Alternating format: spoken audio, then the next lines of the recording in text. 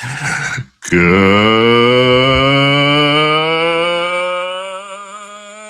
evening, everybody. Welcome to the following program. I am your host, Joe Newman, aka Good Logic. As tonight, we got to see Texan Attorney General Ken Paxton taking down RINO John Cornyn. He is done, cooked, geschmetted. That's the only word you can use. I need to teach you that word. It's a great word. Geschmetted. Try it. You like it. Try saying it right now. Geschmetted. Yeah, that's John Cornyn. Tonight he was geschmetted. Oh my gosh. Liz Cheney. That's basically what that's the Yiddish term for Liz Cheney. Geschmetted. There you go. It's a great word. It's a great word. And watching one person after another go down, watching one RINO after another getting slain. These long in the tooth, gray beard, grizzled veterans of Congress, watching their careers coming to a screeching halt as they get punished for being the RINOs that they are. God bless. You see, people talk about draining the swamp. This is what we're talking about. This is what we're talking about. You know, look, we all need the Save America Act passed. Yeah. Frankly, even if they had passed the Save America Act, I don't know if John Cornyn was long for his career in this world. I don't think he was long for his career in this world, but yeah, it certainly was the end of the road for him. The end of the road for him, particularly, and he knew it. He knew it. He's like, that stinks. The day that Donald Trump came out and officially endorsed Ken Paxton, he gave up. He canceled his campaigning. He's like, all right, well, this was a nice run. Oh, well, that's what he did. He's like, why am I going? Why am I going to these campaigns? I'll probably get more people there booing me if I go to any more of these campaign runs. So tonight we're going to be talking a little bit about that. I have a lot going on tonight. I had a wedding, which is why you see me in the suit and tie and stuff like that. A family wedding. I know it's the middle of the week. That's when we do our weddings.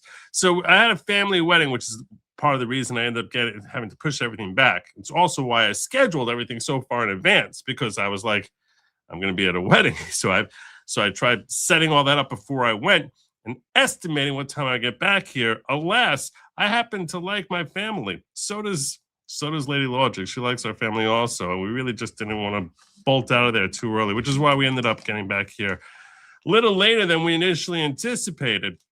But I got a lot covering for you tonight, not just at Ken Paxton geschmetting John Cornyn. No. I got a lot more going on that I want to cover with you tonight. The topics I plan on covering during live stream tonight, and I got to tell you, I'm not sure about the order that I want to handle this, but I want to talk with you all. I got some stuff about Massey. Not a lot, because I'm tired of talking about Thomas Massey, but a little bit on Thomas Massey I want to cover with you. I want to talk with you about Hassan Piker and the subpoenas that are coming in against him. I want to talk with you all about Trump's work against fraud. I've got a Supreme Court decision that is so based and awesome, I cannot wait to share it with you. And this ties me into tonight's goal. Tonight's goal, which, in case you're new to the stream, is that we get 15 super chats, rumble rants collectively, not in each. 15 super chats, rumble rants. We're measuring the ones who are quantities of $10 or more. Anything quantities of $10 or more, we count towards reaching our goal. We hit 15 of those. And what I'm going to do is tonight's third hour is going to be available for everyone. If not, I'm telling you, I'm going 3 hours tonight. The last hour, if we don't hit our goal, I'm going to just make that members only. So I'm just going to I'll probably redo a new stream and do it members only that way. And I'll also make it available for locals. So this way, if we bring everyone in here, I figure I'm incentivizing people. Hey, let's make it available for everyone. If we hit tonight's goal, we hit the goal, great. So I'm telling you right now, I'm going 3 hours. I'm probably gonna end up going longer than 3 hours. to be being real with you, because I got that much to cover with you. And Lady Logic is probably astonished because we got in the car. I had her drive home because A, that's what I like to do, and B, because I didn't have a show ready for you guys. And I was like, I got to just start going through the news and covering stuff because I got nothing. And I'm sitting there stressing as she's trying to have just pleasant, polite conversation with me. And I'm like, and meanwhile, I'm trying to find stuff on Grant Plattner. I didn't mention that. Yeah, I definitely have stuff on Grant Plattner I plan on sharing with you. So I basically was like trying to be a good husband, failing miserably, like miserably. But I was trying to be a good husband until finally I was like, babe, I got nothing for tonight's show. Let me work. Let me work. And she's saying now a good husband provides for his family. So she totally understands. Anyway, bottom line is that's I got 3. So she's probably astonished. I have much more than 3 hours worth of material to cover with you this tonight. That's how fruitful my trip home was.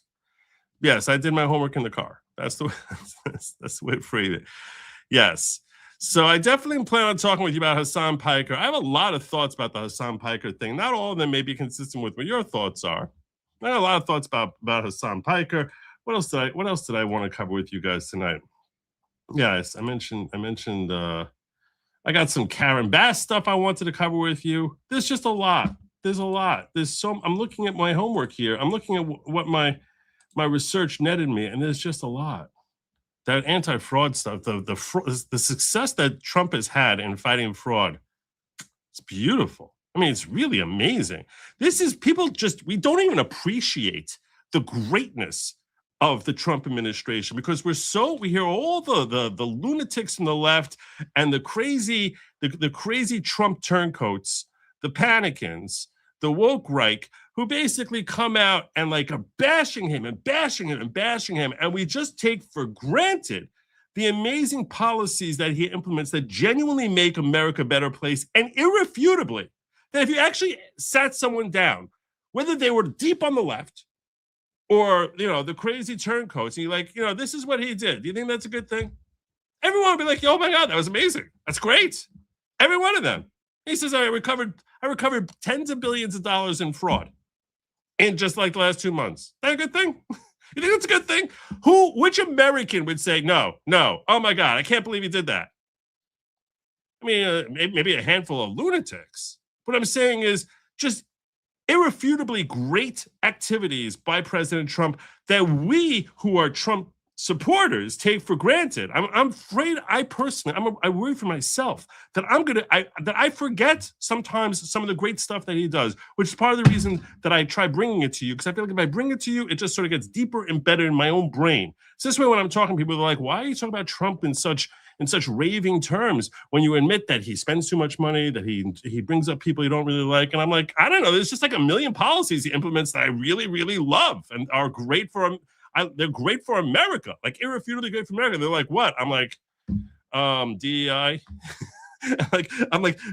But as we're living through it, it's much easier to just sort of take note and be like, oh yeah, here's another great thing he did. Another great thing he did. So I definitely want to spend some time focusing on that. But tonight, tonight's stream is called it was fixated on Paxton and his remarkable success in tonight's election. And he was endorsed by Trump. And this election season, Trump is being very careful, I think, in who it is he's endorsing. He's like, I want to know this guy's going to win before I push him over that final hurdle. I'm not going losers. I'm not taking no losers. I plan on going up. I want to have a 100% ranking on this election cycle. And yeah, look at the magic of Donald Trump. Well, 8 times, he won 8. Trump endorsed on the U.S. House level 101 times. He's won 101 times. Trump endorsed U.S. Senate. He's won 8 times, and we're about to find out tonight whether or not that will be number 9, Laura. So 50 minutes and 8 times. 15 minutes till Texas closes. 15 minutes. Do you think he's 9 for 9 in the Senate? Do you think? Well, let's see. Texas election live updates. Paxton routs Cornyn in Senate GOP runoff with Trump's backing. Ken Paxton, the Texas Attorney General, defeated John Cornyn. A 4-term, 24 years. 24 years this guy's been there. That's right. 24 years. Oh my God. 4-term senator. Adios. This guy doesn't know what it's like not to be living in Congress. Yeah, to living in DC. Yeah, 24 years. No, your career's done. We're through with you. We're through with you. And a runoff that confirmed the president's hold on his party voters. Mr. Paxton will face Democratic nominee James Tallarico in a race with national implications. And frankly, to be fair with you, I think Tallarico could present a little bit of a challenge. He comes across as the type of candidate who has youth, looks, intelligence. He does. You can't deny it. And charisma. He does. He comes across. He plays off well. I haven't broken him down as far as what his flaws are. I'm sure they are innumerable. I'm sure there are countless flaws. But just as far as the stock footage of the type of person who you expect to be successful in selling himself, in marketing himself, he looks as if someone who's going to be a bit of a challenge. Now, he certainly doesn't have the resume of success that Ken Paxton has, but let's also face it, Ken Paxton has, in the eyes of many, not my own personal perspective, but I'm not the one who's casting deciding votes for Ken Paxton in Texas. You wouldn't have to worry about winning my vote. But so the perspective of others who are not nearly as insightful as I am, that there are people who have issues that consider him to have baggage. Now, I look at him as being a uniquely great attorney general, one of the 3 best attorney generals we've seen probably this century in this country. Like, really great attorney general, bringing one based action after another. So I sort of assume that he's been plagued by some of these quote unquote scandals, because these scandals are being visited upon him just for being so successful. The same way, in comparison, you have, the left is continually trying to literally kill Trump because they actually care about what he's doing. So too, I think that they try and visit scandals upon people who are successful in implementing America First's perspective, healthy MAGA perspective, and infusing that into the American experience. And accordingly, I think that that's why people are looking to try and find and dig up things on him that they would never be looking for in anyone else, because they're so desperate to get rid of him because he's such a formidable opponent for them. So the scandals that I've seen about him relate to, allegations of corruption and spending. None of them have held any water so far, and I assume that they're all pretty much bunk, and that they're basically looking to try and plague him with scandals to try and drag him down, because he has potential to be such a powerful rising star in MAGA. So this is a great win. It's almost like, we replaced Liz Cheney with Harriet Hageman. If you're unfamiliar with Harriet Hageman, you should learn who she is, because she happens to be a phenomenal congresswoman from the great state of Wyoming. And it's like it's like night and day. It's like you go from like this terrible curmudgeon, anti-American, totally about the worst parts of being a RINO, all rolled into one ball in Liz Cheney, to like this based, pardon my French, badass in Harriet Hageman, who's amazing. She's remarkable, and she's fierce. She's fierce. Similar. That's what I feel like we have similarly over here. We're going from Ken Paxton. We're going from John Cornyn to Ken Paxton. It's such a remarkable upgrade. I can't oversell it. We obviously need him to win the general election before we'll be able to experience that greatness from him in the Senate. But he's really, you're going to love everything about his policies. I'm telling you, you're not going to, I cannot foresee a situation where this guy gets into office and you're like, oh my gosh, I'm really disappointed in him. I really don't. He's that true. This is a guy who offered John Cornyn. He said to John Cornyn, this is how based he is. He said, pass the Save America Act and I will drop out of the race. That's what he said. Pass the Save America Act and I will drop out. Just get the standing filibuster, get it through, and I will drop out of the race. That's how badly he wants the Save America Act passed. That's exactly the type of senator America needs. And not just MAGA. Everyone in America needs Ken Paxton to have a seat in the Senate. I mean, think about that. I mean, that he knew he was the favorite at that point. He knew he was the favorite, and he basically was like, I'll drop out. Just please get this thing passed. No. Can't get it done. Can't get it done. 87% popular approval between left and right. Can't get it done. Can't get it done. That's John Cornyn for you. So we're going from John Cornyn, who can't get anything done, if not standing in the way of America succeeding, to someone who's that self-sacrificing and that intelligent. I got to tell you, his case of Texas versus Pennsylvania, which the court improperly and illegally, Supreme Court illegally denied its cert, even though it shouldn't need cert, it's automatically supposed to be in there. But they basically snubbed their nose at that case. It was a brilliantly argued point that he was making based on Bush v. Gore. I don't want to revisit that, but that's what he did when he first came in. He had barely wet his toes. He'd been in the role of Attorney General, I think, for a year or two at that point, and basically tried saving America from the thievery of the 2020 election, only to be snubbed by a cowardly court. A cowardly court. But now Ken Paxton is the GOP candidate. As Scott Pressler, the persistence, explains to us. Okay, guys, breaking news. The election has been called. Ken Paxton is our Republican Senate nominee with not even 50% of the vote in. 62.5 to 37.5, a 24-year incumbent senator has been replaced by our Attorney General Ken Paxton, a challenger, an outsider. This ousting is a political earthquake. This is going to shake up the Senate. This is going to... It is, because the other senators, they have to see what the hell is happening here. It's like they have to be alerted to, like, oh my God, look at this uprising there. This is our friend who's been here for the last 2.5 decades.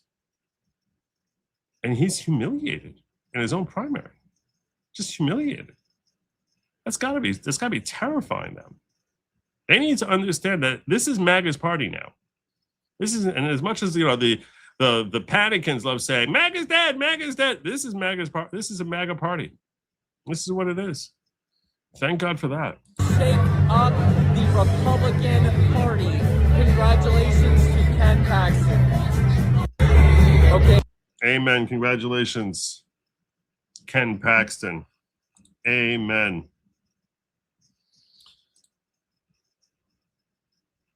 As Nick Sorter says, hey, Thune, Texas is sending a message to you. You could have avoided this entire primary and kept John Cornyn if you would have passed the Save America Act. You snubbed us thinking you could just buy elections.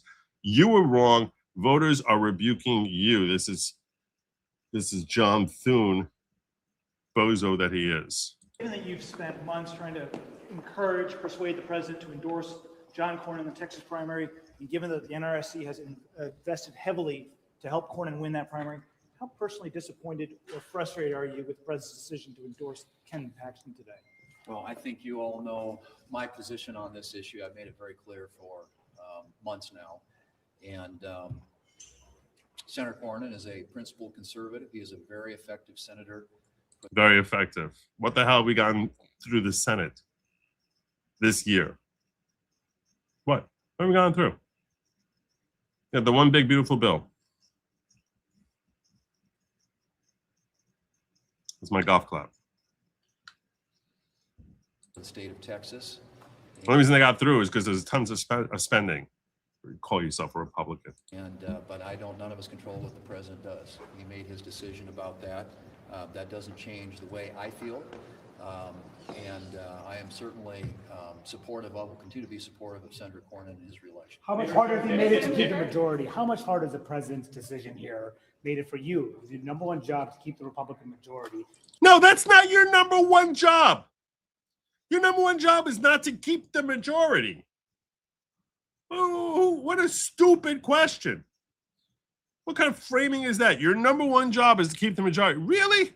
Really? It's his job to go out there and start campaigning for these stupid different senators out there. It's his job to what the hell does that even mean? That's not the job of the Republican Party either. Maybe, arguably, but certainly not in a primary. What a retarded question. Hey, your number one job. What's your number one job? Made it to keep the majority. How much harder has the president's decision here made it for you? It was your number one job to keep the Republican majority, given your concerns about Ken Paxton's viability as a candidate. We look at lots of races around the country, and the majority runs through a lot of different states. We have 24 seats. I apologize to you all here. I mentioned last night, and I've been talking about this for a while, that I'm dealing with a serious eye problem. Particularly my right eye, which is like really just getting, and I feel like this light in my face is really aggravating it. So what I'm going to have to do in order to continue is I'm going to have to just sort of adjust my light here where it's not my eye, because it's like, it's just painful sitting here. So it's going to be a little darker than normal, and I apologize for that. Oh, that's much better. That's much better. But yeah, this was like, I felt like my eye was gonna like explode there. It's up this time. The Democrats have only 9, so we've got a lot more ground to defend. We also have a couple of offensive opportunities. So, one state doesn't determine the outcome of this election, but obviously we care about every state, and we care about helping see our incumbents succeed.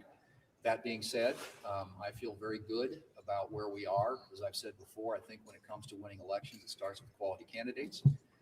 Then you got to have a record of accomplishment to run on. You've got to have resources to get that message out, tell that story to the American people. And then you've got to have a really substantial effort to get out the vote, a ground game. And I feel confident in all those elements in all the key states where we're going to have competitive elections this year. And I'm very confident we'll hang on and maybe even expand the majority of the United States Senate, which is counter, I know, to the, sort of the narrative these days. But the truth of the matter is we've got the right candidates in the right places at the right time and with the right resources. We're going to win some races. All right. Yeah, you're basically useless. All you care about is keeping power, not doing anything once you have power, which is why you're useless. So you stink. Can't wait till we get rid of you. I think the date of his primary is June 5th, 2028. When I counted it up, it was 750 days as of like a week ago. So we have like 742 days left of John Thune before we can get rid of him. So, but he's going to be gone at that point. He will be gone at that point. And of course, no primary humiliation would be complete without the resignation speech as John Cornyn concedes to Ken Paxton. Down goes Cornyn! Down goes Cornyn! Well, good evening, everybody. After a public service career lasting more than 4 decades and 18 consecutive campaign wins, tonight we've come up short in this primary runoff. A few years ago, I had a friend of mine say, "You know what makes God laugh?" He said, "When we make plans." That's actually a Jewish saying that goes back a very long time. You might not have known that, but it is a Jewish phrase. The phrase in Yiddish is Mensch tracht und Gott lacht. I know it sounds very German Yiddish. Mensch tracht und Gott lacht, which means men plan, God laughs. I've spent most of my time in the Senate building the Republican Party in Texas and As a complete failure and a loser? in the U.S. Senate. And I've always supported the Republican ticket, and I intend to do so again in this general election. He's going to go scorched earth there, though. I got to tell you, I think the chances are very high that he's going to go scorched earth on his way out and basically make sure he can do everything he can to skunk passing any sort of bills. I've said throughout this race that I trust the voters of Texas, And they don't trust you. and they've made their decision, and well, good evening. And I'm going to sit here and I'm going to go home and have a good cry over it. You'll be crying more than me. And yeah, this is not tears of joy. This is my eye involuntarily watering up. So, yes, we are also happy his senatorial career is over. Ashley Turner saying, is your eye better? Oh, you see? Look at that. That's very thoughtful of you. That you were asking about that even before it started flaring up on me. Yeah, it was last night. It was really the light in my face, I think, which was hurting as much as it is. And yeah, I'm trying to figure out what type. I'm going to need eye surgery. That's becoming very clear. I mean, I don't know, I'm looking into the possibility of steroids, but the chances are very high I'm going to need eye surgery. So, Joe, any thoughts on Chip Roy losing to become Attorney General of Texas? Chip is the real deal. Chip is a chunk. So, I'll tell you that I would have liked to have seen him win.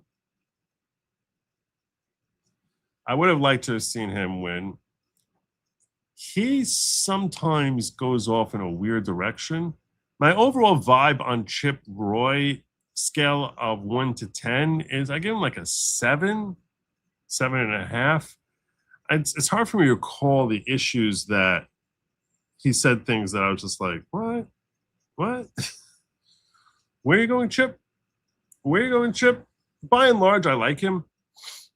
But I don't know enough about his opponent to weigh in as to like what a calamity it is. I think he probably would have been a good attorney general.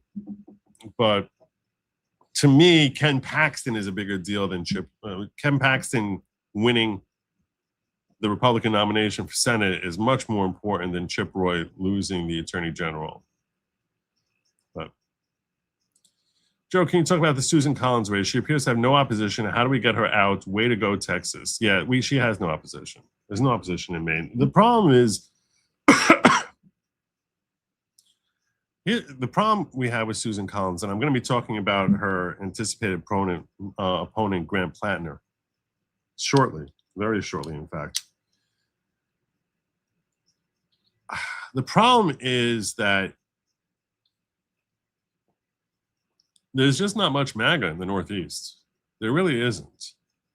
And the further Northeast you go, the less MAGA there is.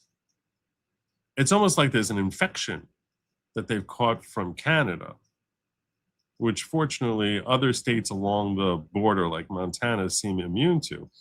But there seems to be, even like if you go to Canada, the most right-wing people there are like half as right-wing as MAGA. I can't explain it, but the westernization and the lack of a willingness to embrace your own greatness, which is what I think MAGA never gets enough credit for. The willingness to bask in American exceptionalism unapologetically. That is something which is at the undercurrent of what motivates MAGA. I think that this is a very important element that doesn't really get discussed, but it's something that Trump intuitively intuitively hit that nerve. Where it's like, we're tired of being told we suck. We're tired of being told we're wrong. We're tired of being told that we have a terrible history. We're tired of being told that, we have all these unique sins that we continually need to have recriminations over and pounding our chest and rending our clothing, feeling so guilty. And we're unabashedly proud of being American. And all of that, and for good reason. It's because America is the greatest country on earth. So why we not be proud of it? To us, this is something that is basic. That perspective is something that is foreign in most other countries, including in Canada. It's considered gauche. It's considered uncouth. It's considered hostile, immature. That perspective, you won't find that in very many countries as far as it being the national pulse of the country. And that perspective is essential towards having healthy nationalism. That's why, and you see so many on the left, that they conflate nationalism with the being evil. Why is that something that's such an easy sell? It's such an easy sell for them because they look at nationalism as the first and foremost, they very simplistically will just refer to white nationalism from, like, you know, the ugliness we saw from the middle of the 20th century. But, or, you know, they'll associate that with the KKK rather than, you know, basically saying, here's a white person who's a nationalist, and they'll basically make it as if it's white nationalism versus, and they'll say, oh, here's another white nationalist, and it's a white person who's a nationalist. But the concept of nationalism, which, by the way, is relatively unique in human history. This is something that most people lose sight of. And it becomes most stark when you see it referenced when it comes to Palestinians, because there was never such a thing as Palestinian nationalism. That just wasn't a thing. In fact, in general, in the Middle East and in many countries across the globe, the fact that you come from a particular country is not something that's a big deal.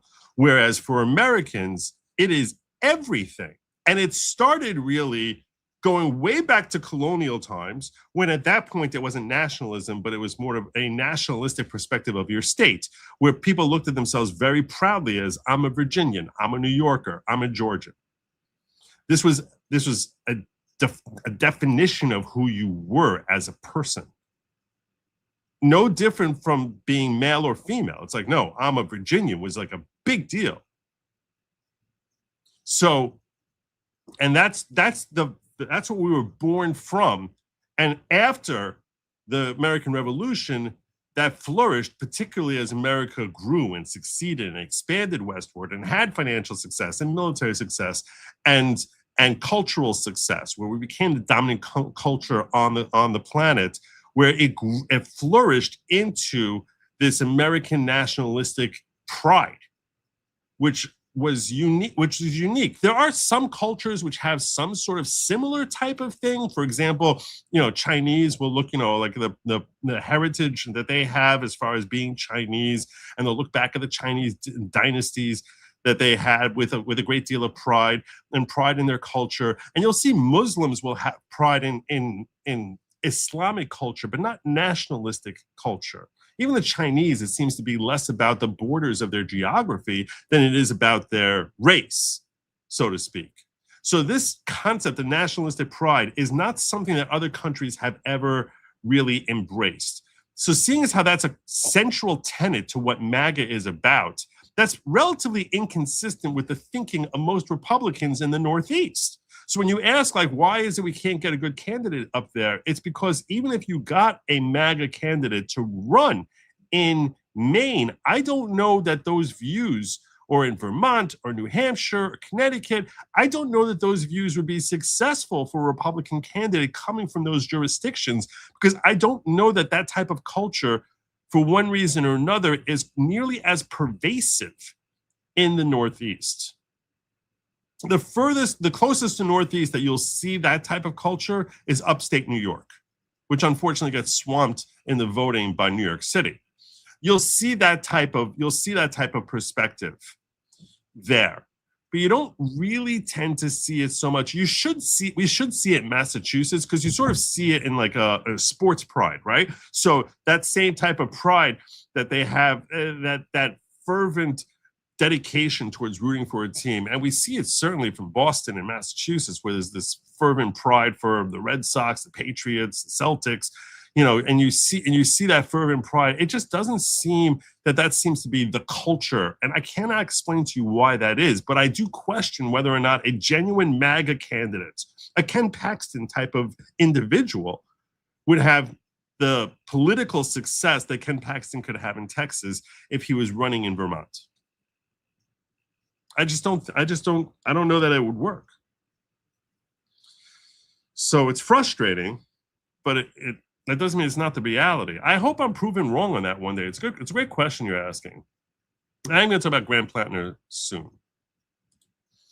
Talarico says God is non-binary. The American flag is a complicated symbol for most people, just to name a few. Not going to sit well with Texans.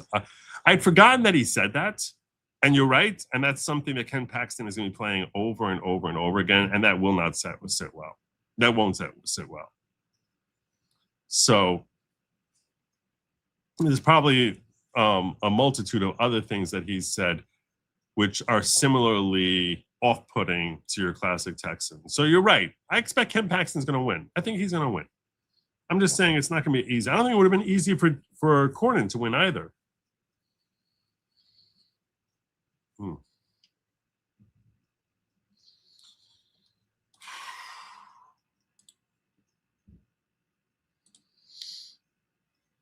While we're talking about Trump and his endorsements, and his success in his endorsements,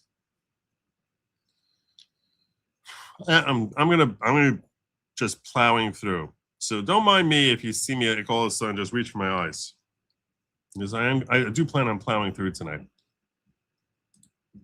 So while he has had success there, Buenas noches, Cuba. That's right. It's me, your favorite president, or as you guys say it, Presidente Trumpo.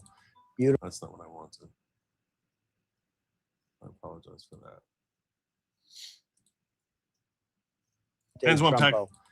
Hands one pack says Trump should offer him a job after his loss to keep him on good terms. Maybe. I don't know. I don't know. So while Trump has been very good and successful in who he's endorsing, today he offered an endorsement up which is aggravating, and it tells you why it is we get frustrated with his endorsements. And that's specifically, and I can understand politically why he did this, and many of you may come to his defense on doing this, but the reality is, I think it's horrible that Trump endorsed Lindsey Graham ahead of the South Carolina primary. I understand why he has to do it. He feels like Lindsey Graham is his ace in the hole to support him in fighting in Iran, but and he wants to keep him on his good side. But Trump posted on True Social praising Graham's work and warning that challenger Mark Lynch, a businessman who backs Representative Tom Massey, would spell disaster for Republicans. The fact that he supports Massey, to me, is not enough of a failing for Mark Lynch. I don't know very much about Mark Lynch. I've seen enough of Lindsey Graham to say I don't want another 6 years of this dude. But he wrote, Senator Lindsey Graham is doing a fantastic job running against a lunatic named Mark Lynch, who supports perhaps the worst congressman in the history of our country, Thomas Massey of the great Commonwealth of Kentucky. I don't have to go into great detail, but needless to say, Mark Lynch would be a disaster to the Republican Party, and Lindsey Graham just gets the job done. Vote for Lindsey all the way, MAGA, President Donald J. Trump. Now, what this tells me first and foremost is he is going to win. Because I don't think he would go on a limb if he thought he wasn't going to win. I think he wants to keep a perfect record in these primaries, and I don't think he would go on a limb if he thought he was going to lose. So we should expect that Lindsey Graham is going to be successful. And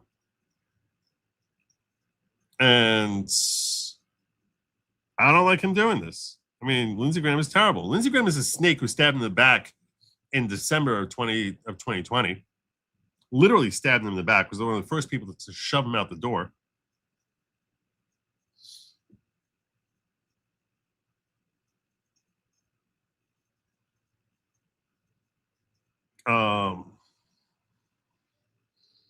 That doesn't mean Donald Trump is a RINO. I think that what he's doing is politically expedient for what he feels he needs to get out of Lindsey Graham. But I can understand people getting angry at him. Tom Wren saying America First used to mean backing guys like Massey, not rolling out the red carpet for the Senate's longest running Disney princess, Lindsey Graham. And I think I responded to this one where I said, well, Massey used to not suck. And then he started becoming an obstructionist out of petty malice. That being said, Lindsey Graham is disgustingly terrible. So,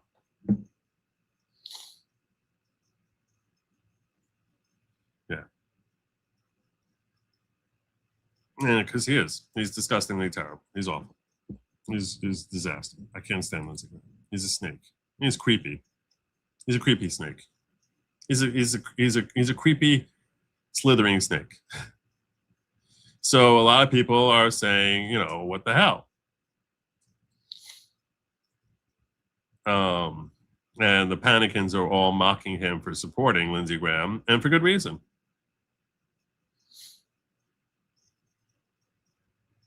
I mean, these are the people you're seeing here are all Panicans. So like, I don't really have much respect for most of these folks anyway.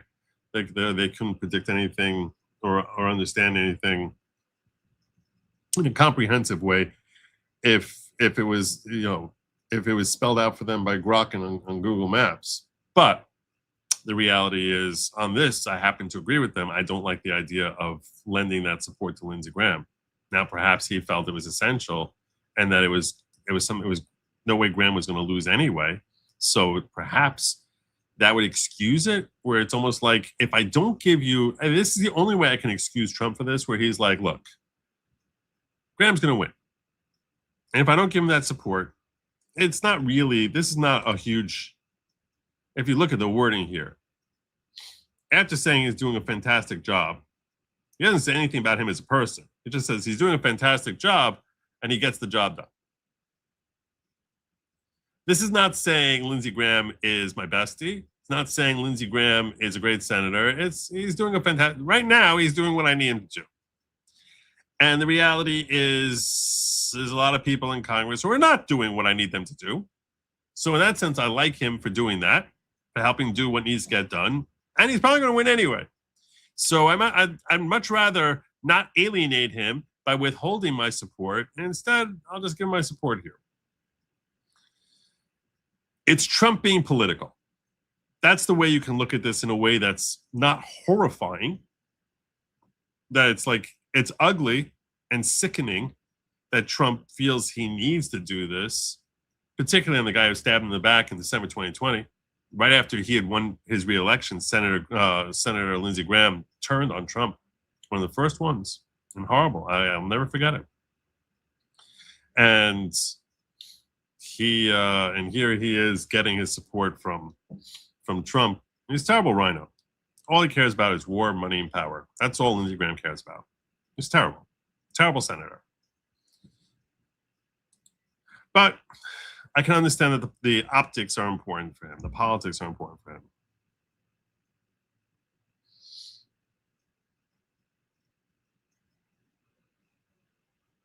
So the Panicans are having a good time with this. Lindsey Graham and John McCain turned Russia dossier over to the FBI in 2016. He called Trump racist and xenophobic in 2015. Recommended 25th Amendment to be invoked Trump after January 6th. Yeah, he was terrible. He's terrible. He's terrible. Awful. I can't stand Lindsey Graham. So I felt it was important to call that to your attention that he did that. Now, earlier I was asked about talking about Susan Collins' race. And I'll tell you an interesting thing that we saw happening with Graham Plattner. If you're not, sorry, I call him Grant, it's Graham Plattner. Graham Plattner has caused some disunity within the Democrat Party in a way that is kind of delicious. Let me just get to this real quick. Joe asked Emily D. Baker about her Erling glasses. Is that why she's always wearing like those dark glasses? Maybe. Hey, how are you, Lily? It's great to see you. Remember, for 38 months. God bless you. Joe, Ted Cruz says Cornyn was besties with John Thune and a few others in the Senate. And he says we may not get any more bills passed this year. I agree with him. It's a problem. It's a concern that we're not going to get things passed this year. Because basically, while we technically have a majority in there, you got Tom Tillis, who is not coming back. He's a terrible RINO. John Thune is terrible RINO. Mitch McConnell, terrible RINO. Now you got this schmuck over here who's been thrown out in John Cornyn, terrible RINO. And he's likely to go scorched earth. You got Bill Cassidy, who got geschmetted in his primary. So you basically have like 46 reliable senators. I mean, that's not even counting Murkowski and Collins, who in general are useless schlubs. So, you know, we have, much as we have Republicans in name only, we have a majority in name only. We don't really have a majority anymore. That's reality. Not until January 2027. And then hopefully we'll have a majority back. That's just the reality. So I think Ted Cruz is correct in his assessment that we're probably not going to see anything passed in the Senate. Trump might lose on this endorsement, MAGA mutiny. I don't think he will. Well, let's see what the polls say on that.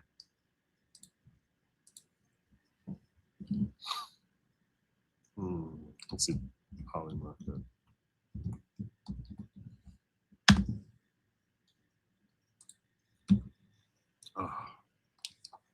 It's gonna be 1 minute here because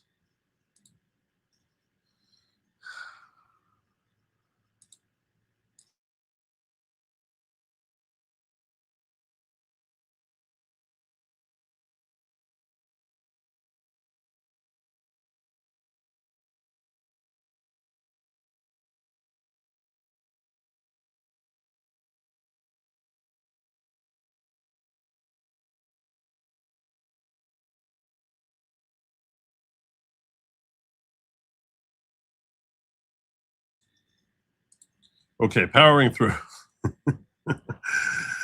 Woo! Woo!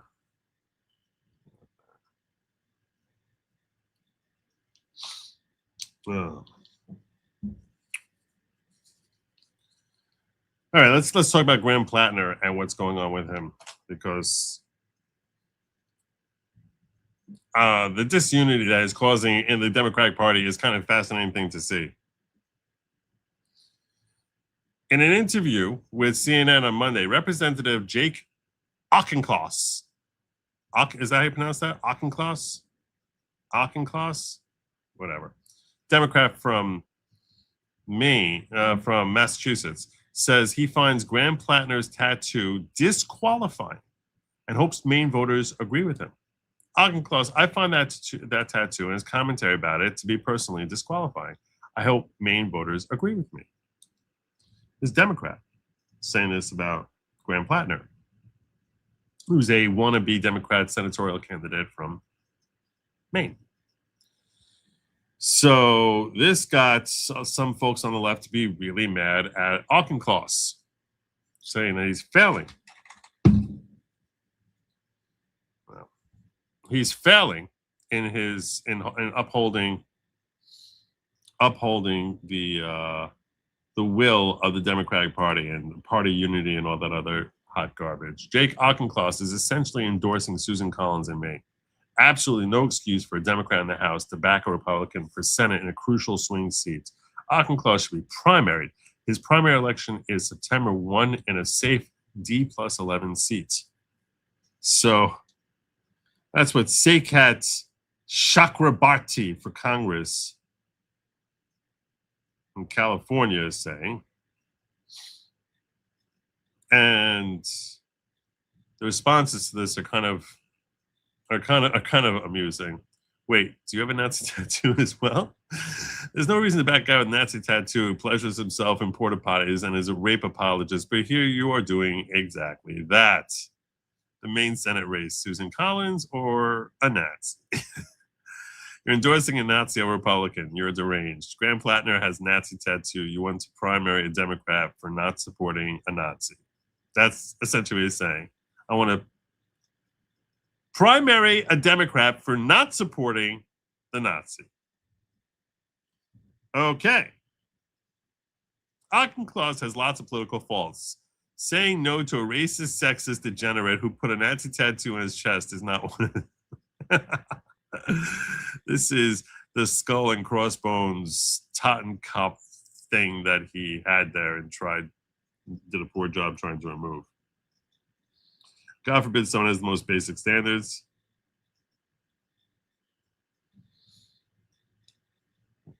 Seriously, I have no problem with Democrat who proudly wore a Nazi SS tattoo for 2 decades, keeps lying about this fact and cover it up solely because he's running for office. And that's not to mention that he simps for Hamas. Good to know Democrats are in putting the nationalism back together with the socialism for the modern American version of the National Socialist Worker Party. That's pretty funny.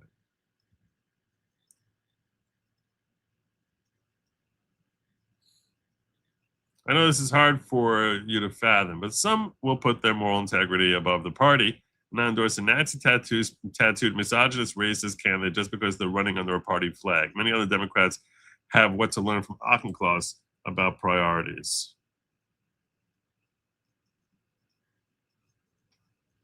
And yep, you'll scream about Trump being a Nazi, but actually endorse a Nazi.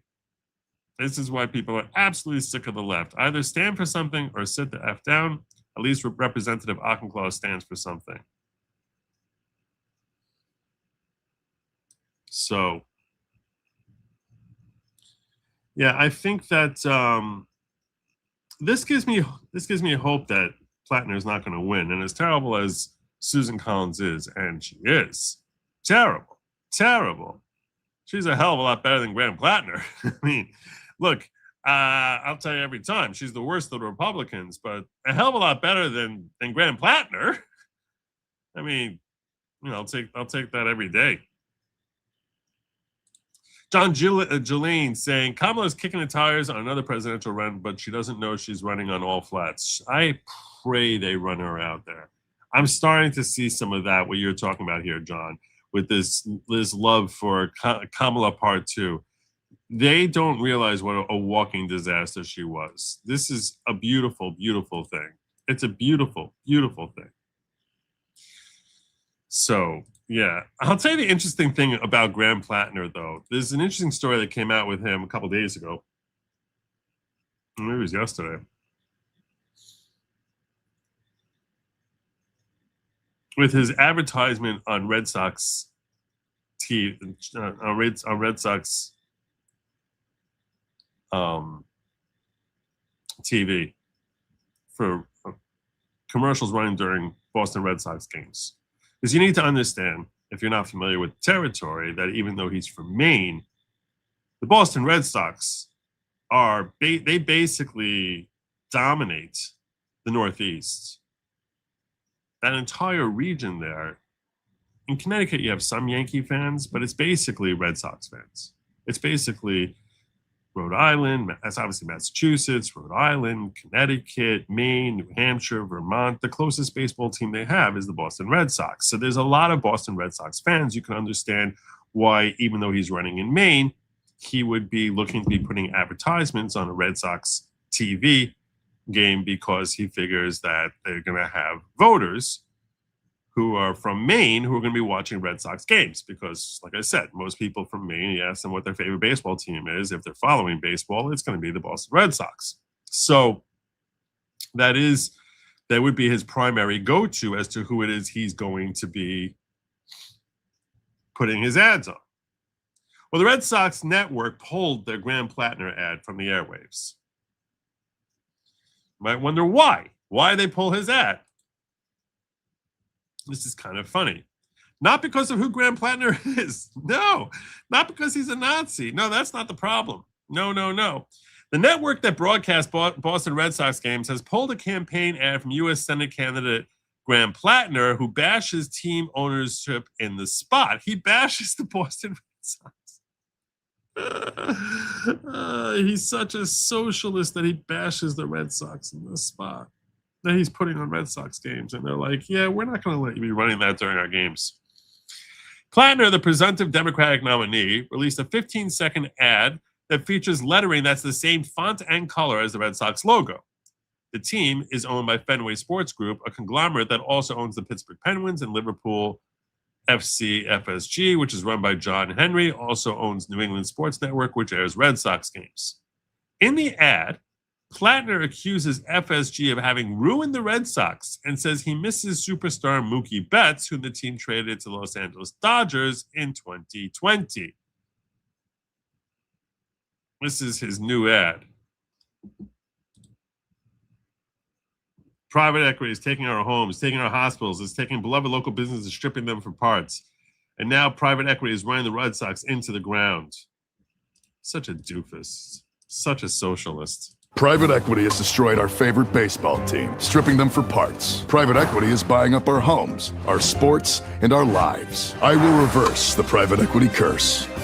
I'm Graham Plattner, and I approve this message because I miss Mookie Betts.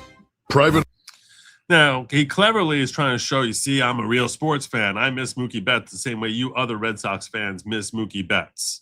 So it's my way of trying to say the Red Sox ownership sucks. They traded away Mookie Betts. So now you should hate all private ownership and basically become a socialist because we lost Mookie Betts. I know that the logic is kind of like really retarded and out there, but the idea is they're trying to appeal to people who are just bitter about the fact that Mookie Betts is gone. And it's like, oh, here's a guy who's just like me, who's really angry that the Red Sox traded away Mookie Betts. So that's what he's hoping to tap into with this ad. You can see that it's actually a pretty well thought out ad. You can't deny that. But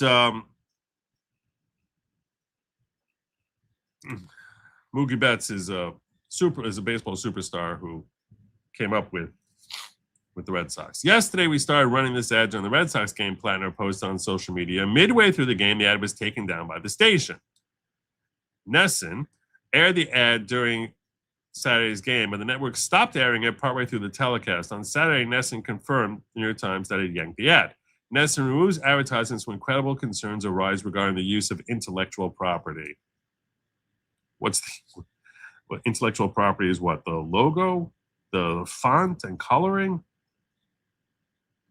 The advertisement in question was removed because the creative included unauthorized use of third-party intellectual property and did not comply with Nesson's advertising standards. You should just say, we don't like that you're bashing the Red Sox ownership. You can say that. There's nothing wrong with saying, hey, the network did not specify what the alleged intellectual property issue was.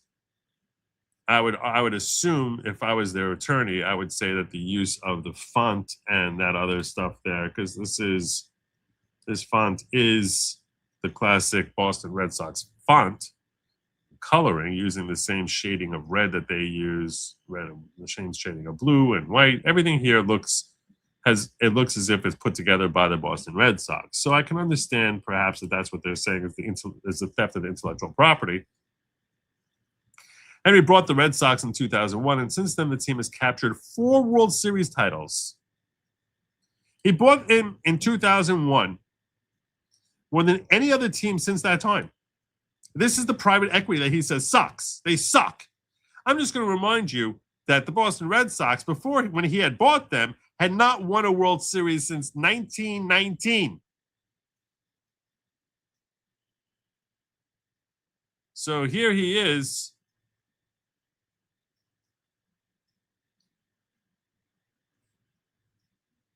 whining and complaining and saying private equity sucks when they brought 4 world championships.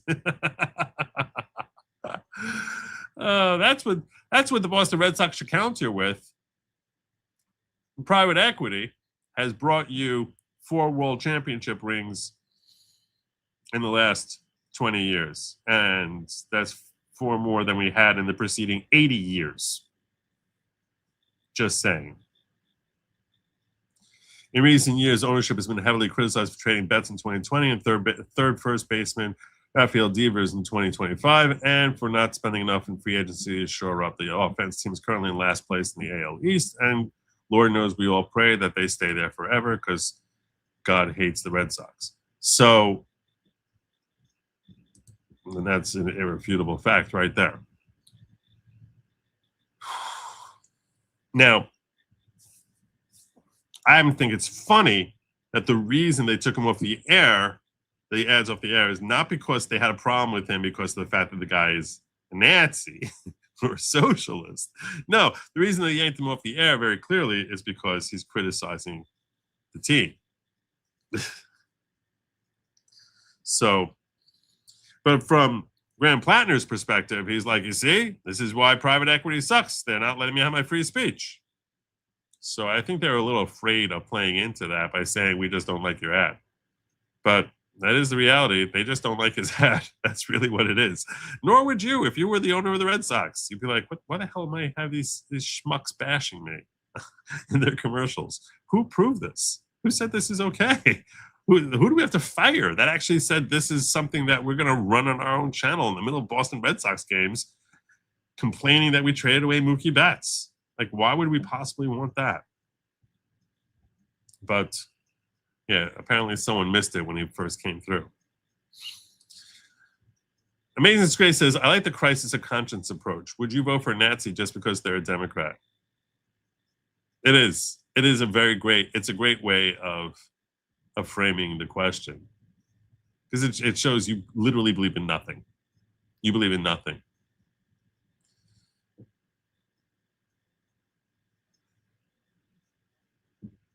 They're going to sit there saying, no, he's not a Nazi anymore. He grew up. He changed his mind. By the way, I shared with you how Trump had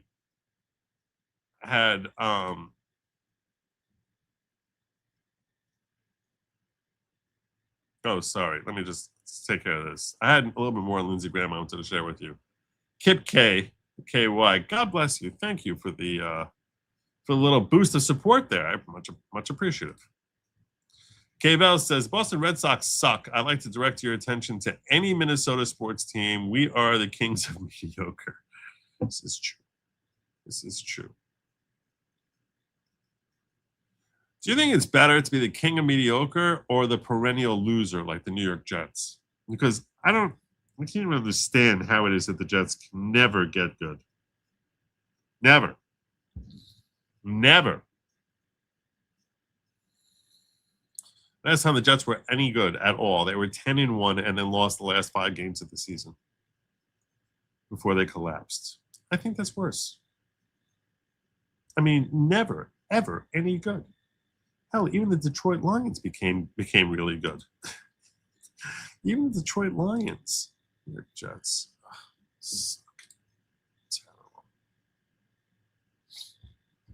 So bad.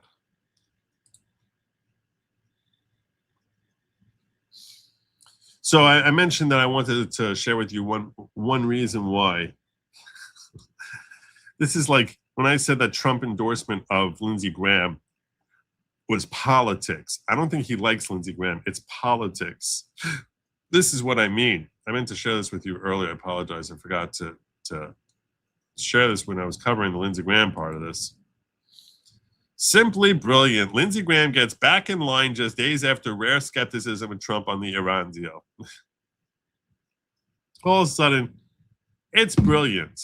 It's a good way of me reaching into talks about an Iran deal that may be happening. We don't know if it's happening. Supposedly not imminent, but they're getting closer. Senator Lindsey Graham hailed President Donald Trump's demand Gulf states join the Abraham Accords as part of any agreement to end the Iran war as simply brilliant on Monday, just days after expressing skepticism about the president's deal. The South Carolina Republican, one of Trump's most loyal cheerleaders and back in the conflict, enthusiastically praised the president's proposed mandatory clause, which he claimed would result in the most significant change in the Middle East in thousands of years. Earlier Monday, Trump had taken a Truth Social to announce that negotiations with Tehran were proceeding nicely as talks continue over extending a ceasefire, reopening the Strait of Hormuz, and addressing Iran's nuclear program. The president said that he'd been on call with leaders from Saudi Arabia, Qatar, Egypt, Jordan, Turkey, and the UAE. Quote, I stated that after all the work done by the United States to try and pull this very complex puzzle together, it should be mandatory that all these countries, at a minimum, simultaneously sign onto the Abraham Accords. So let's bring them all on in here. Bring them all on into the Abraham Accords. Let's actually bring peace to the Middle East. The Abraham Accords, brokered during Trump's first term, established normalized diplomatic relations between Israel and several Arab states, including the UAE and Bahrain, and a landmark realignment aimed at reshaping political and economic alliances across the Middle East. Graham has long been one of Israel's most hawkish defenders in Congress, consistently backing U.S. support for Israeli government, tougher sanctions on enemies, and in general being very, very pro-Israel. The senator's praise marked a sharp pivot in tone from comments made just 2 days earlier when he expressed serious skepticism about the kind of deal the president was negotiating. On Saturday, he warned the deal leaving Iran with leverage over the Strait of Hormuz would be a nightmare for Israel.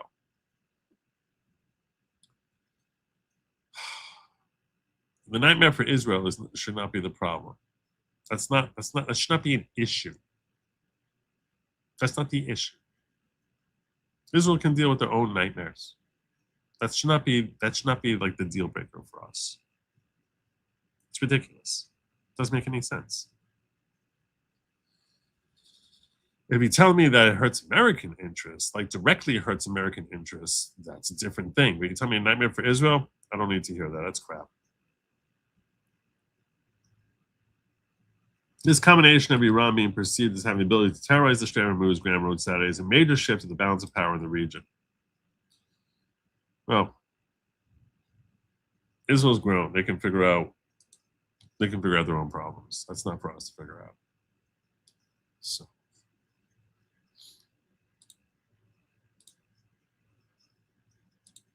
But the reason I share that with you in the context of him getting Trump's endorsement is you can see how the two of them sort of work as far as like, you know, you help me out, you get my back, I'll get your back. It's politics. That's what we're seeing going on here. So it's ugly, not pretty. And I don't like the endorsement of Lindsey Graham, but it's politics. This is what happens. This is what happens.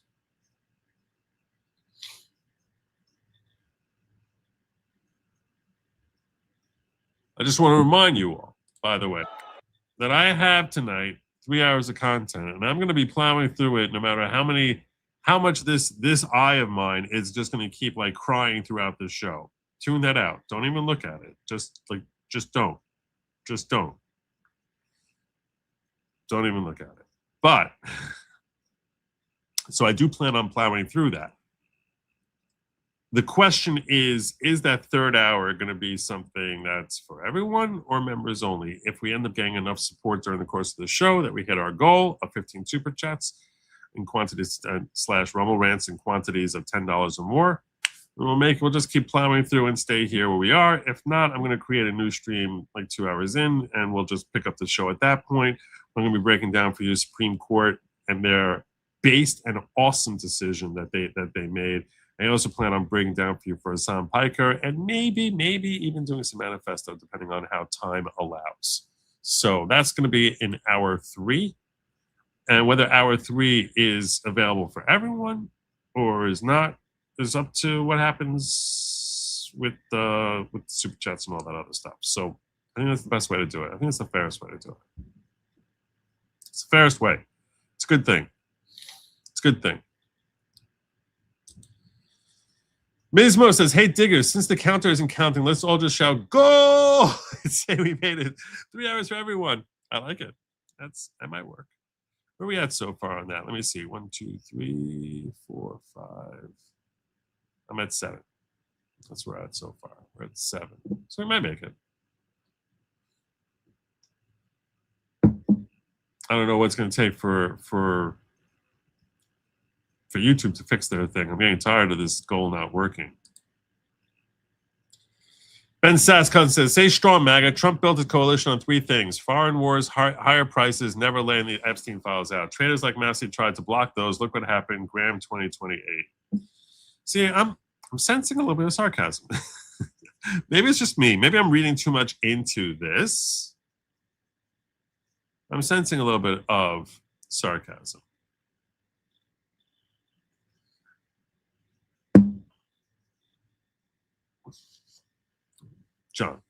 John, my friend John. One of the things we are going to be covering in fact, I'm probably moving there right after I talk about your boy Massey. Right after I talk about your boy Massey, I'm going to be telling you about some of the great accomplishments of the Trump administration. That's where we're going next, because I know how you love to like that the people who you're starting to take a liking to seem to think that Trump has no accomplishments. What are we getting out of this? What are we getting out of this? What are we getting out of this? Well, I think that they just sort of ignore the amazing wins that he gets that you love yourself, and you know would not have happened under Kamala, would never have happened under Kamala. Quite the contrary, it would have been the same old crap that we've seen before. So you explain it to me, John. Tell me why it is that you cannot. I can recognize the good and the bad in Donald Trump. I think overall he's phenomenal. But I'll point out to you when he does stuff that I'm like, I don't like this. I don't like the support of Lindsey Graham. I understand why he's probably doing it. I don't like it. I can point that out. Why is it that you cannot point to the good in Donald Trump? And say, instead fixate on like the fact that we currently have higher gas prices and we're engaged in a conflict in Iran. I don't get it. I don't get it. It's not simply you. I'm asking you to speak on behalf of everyone who's become a Trump turncoat. Why is that? But I promised you we would talk about your boy Thomas Massey, and developments with him. So what's going on with Thomas Massey this week? The week after he lost his election? We're 1 week removed from him getting obliterated in his own primary. And he's filed with the FEC for a 2028 House race. This allows me to raise funds to continue my political operations, supporting my position as a current office holder and as a potential candidate for federal office. I haven't made a final decision about which office to seek if I run. I don't even know what I'm running for. Send me money. Send me money. I don't know what I'm running for, but just send it to me. Well, what the hell is that? God knows what I'm running for. Just please send me money in case I may one day decide to run. Or I can use it to basically throw money at and give that money to people who I like. But either way, send me money. Which I responded to this with, so this was another of your lies. Because this is what he said a couple months ago. If I lose on May 19th, I am not doing any more government ever. I'm not. Any more government ever. That's what he said. I'm not doing any more government ever. Now he's like, send me money. I may run. I thought you're not doing any government ever. What's happening? Not running for president, not running for governor. It's a sign from God or the people or both that I, should go back to the farm. If I go back to the farm, Tom. Go back to the farm. No. That's why I said, so this was another of your lies. This is ridiculous. He said that before he lost. Salted Cracker saying, once again, asking for your financial support.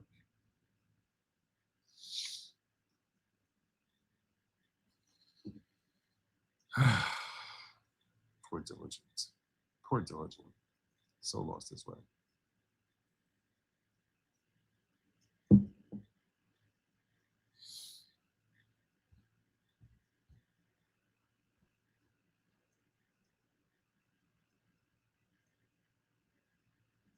So you explain it to me.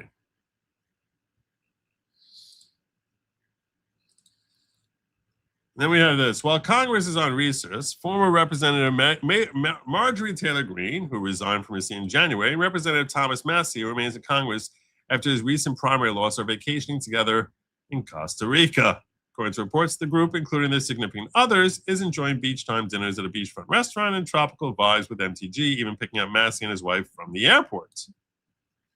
At a time when many Americans are focused on border security, the economy, and key national issues, questions are being raised about priorities. Should lawmakers and former lawmakers be jetting off to beach getaways right after major political setbacks? Or is this behavior indicative of why these Trump critics had their setbacks to begin with. This is video AI. So this is not actual. This is just video AI, but it gives you a flavor for. It's actually a photograph that they took together. 4 of them. Jets setting off because they're America first, spending their hard-earned vacation dollars in Costa Rica. Obviously. They love them. They love them some America. I love America. More on Thomas Massie.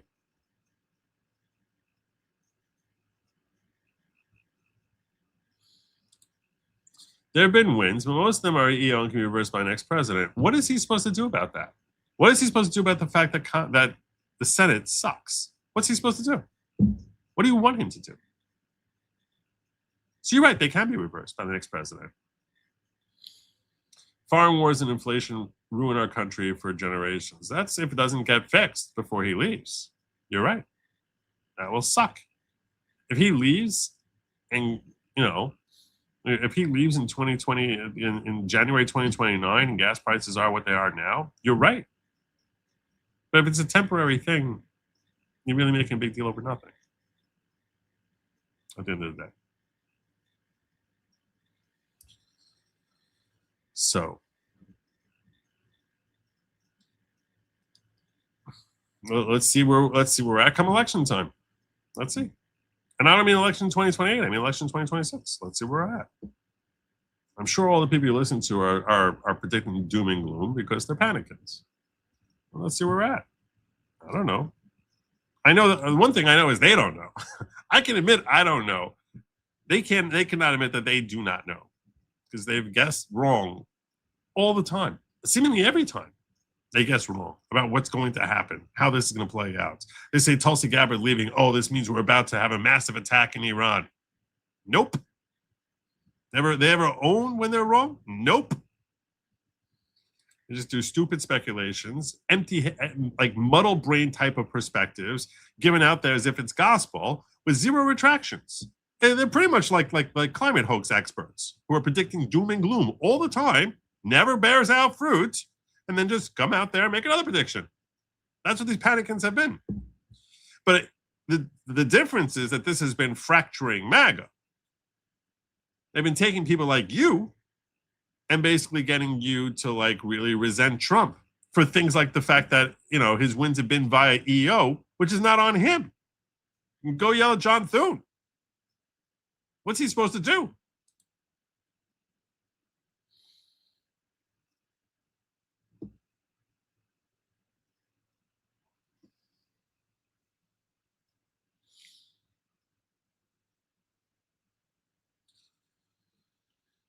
A little bit more on Massey. Thomas Massey claims he will publicly read the names of Jeffrey Epstein's clients before his time in Congress ends. My question is, if this is truly about justice for victims, why the hell is he waiting another 7 months? Why not release the names right now? Like a man with actual balls. The delay is pathetic, makes zero sense. What is he waiting for? Can you explain what he's waiting for, Ben? Anyone? Everyone should bookmark this post and check back on January 3rd if Massey doesn't follow through. It'll prove once again he's a complete and total fraud who never intended to release the names. The law. There's still millions of Todd Blanche is violating the law. There's still millions of files they haven't released. We know from talking to the victims' lawyers that their own 302 forms haven't been released. We know that files have been over redacted. Why haven't you gone in there and exposed them? Don't you think that would be great? I'm fine with it. Go ahead, expose. Let's hear the names. Tell us the names. You have access to everything. What are we waiting for? Why are we waiting 7 months? You're off in Costa Rica. What about the victims? Have released at least 3 names of billionaires who are implicated in this. I don't think it's possible. The names you've given, though, were Les Wexner, Leon Black, and Jeffrey Staley. And you haven't explained one person who was a victim of theirs. Not one. Not one date. Not 1 month and year as to when they allegedly did anything. Nothing. And tell us how they're supposed to be prosecuted. What crime did they commit? Was it a 17-year-old, a 14-year-old, a 10-year-old? What country were they in? Were they on the Jeffries Island? Were they in Florida? Were they somewhere else? New York? Where were they? Who are these people? Give us actual names and dates. Tell us that you don't understand why that Leon Black isn't being prosecuted. Frankly, I never heard the name Leon Black in my life until he brought the name up. If the guy committed crimes, throw him in jail. Expose him. If it's some empty claim with zero support of it, well, tell us that at least, and just say, hey, here's a woman who's making these claims. That's okay.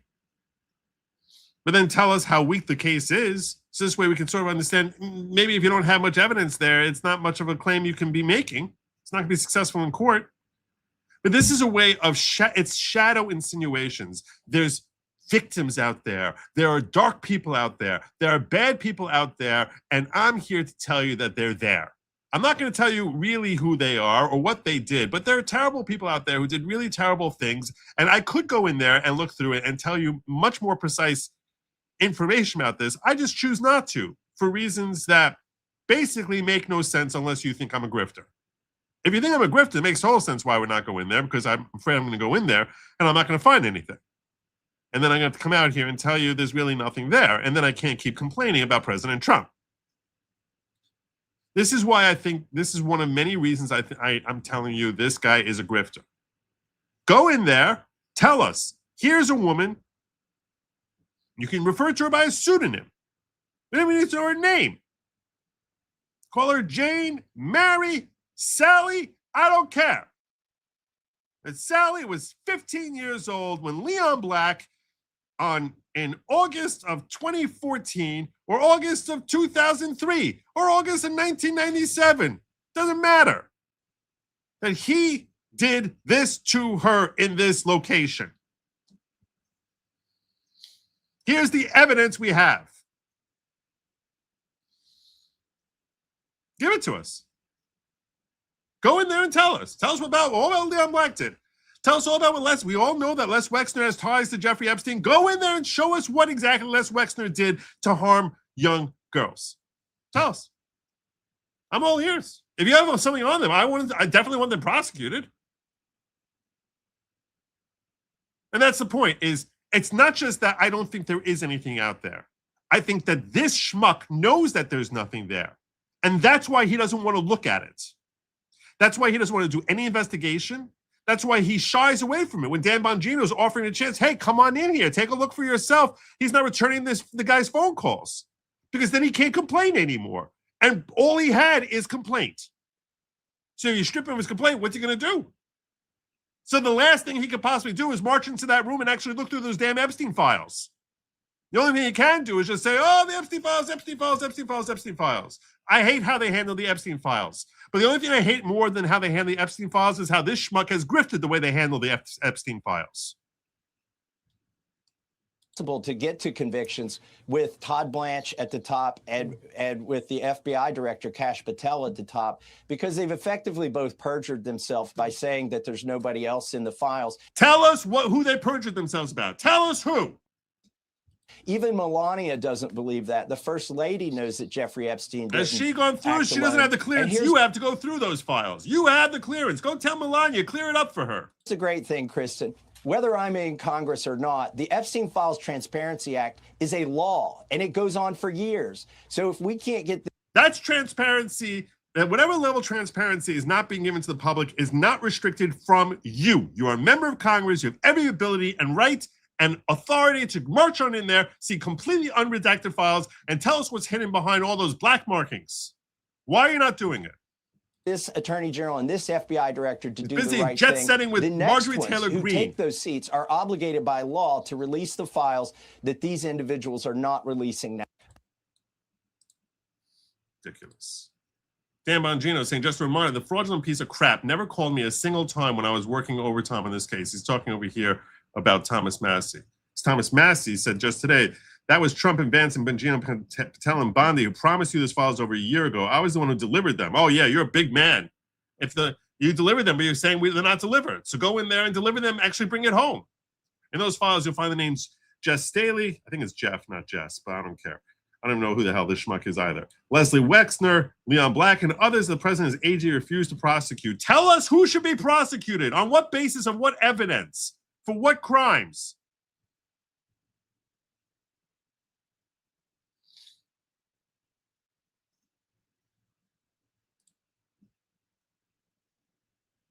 So Dan Bongino says, just remind us, fraudulent piece of crap, never called me a single time when I was working overtime in this case. And for transparency, not once did I hear from this fraud about the case. When I saw him at Main Justice, he never even mentioned it. And then when I offered to brief him at FBI headquarters about this case and others, he passed because he's full of crap. I met a lot of political zeros in my time, but never a bigger zero than this pine cone. I wouldn't piss on him if he was on fire. He jumped the shark, and when the shark bit back, he cried, "The Jews and Epstein." I've seen him behind the scenes, and he's pathetic boner phone club VIP points member. It says a lot that people who know him best just kicked his sorry ass by 10 points. If he wants a war with me, then I'm more than happy to oblige, because nothing he vomits out will change the fact that he's a zero and a performance artist. Yep.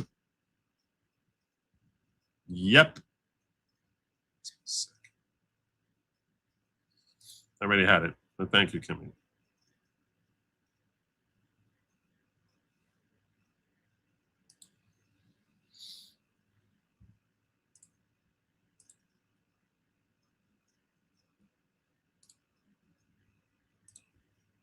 Checking the ghetto. Rosalind says, 2 of the 5 names he and Connor said on the House floor are people who asked to be in the lineup. They weren't part of Epstein. The problem is the victims also did the trafficking. That's part of the problem.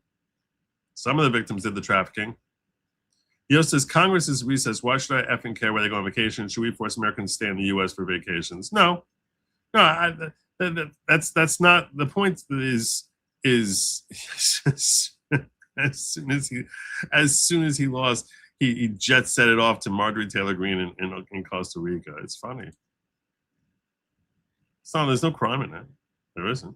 Just like abortion and voter ID, a good politician does not want issues solved because then they would need to find a new issue to run on. Yep.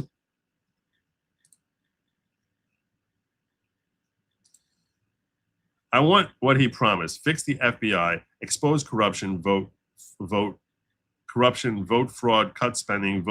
He never promised cut spending. He never promised cut spending. Now, he is cutting some of our spending by getting rid of fraud. But he never promised to cut spending. And one of the things I told you before he ever came back to office is he's notoriously a big spender. He never promised to veto omnibus bills either. He could have done so much long-term good if he prosecuted deep state corruption. I agree with you on that. I still want to see that. People are promising me. Just yesterday, I was hearing one person after another telling me that Tulsi Gabbard's sticking around for another 5 weeks so that we can go after Obama and Brennan and Clapper and Comey down in Florida. And I hope they're correct. They started convincing me that maybe that's true. There's ongoing investigations that are going on there, trying to speculate why would she stick around for 5 weeks when her husband is dealing with bone cancer. And that's the best answer people are able to come up with. So maybe that's the case. I don't know.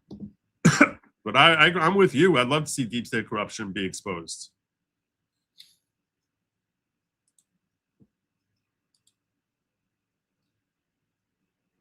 You want to talk about balancing the budget? Trying to decide which of these to share with you first.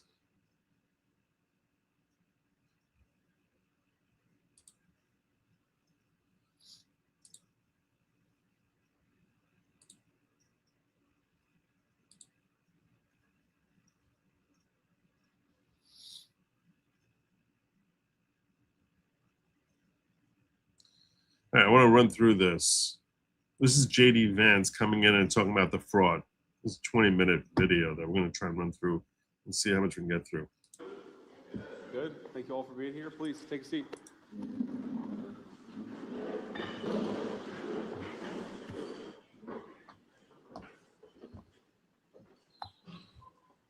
Okay, so what we're going to do is make some introductory remarks from me, from Andrew Ferguson, and from Stephen Miller, and then we'll kick out the press and have the real conversation.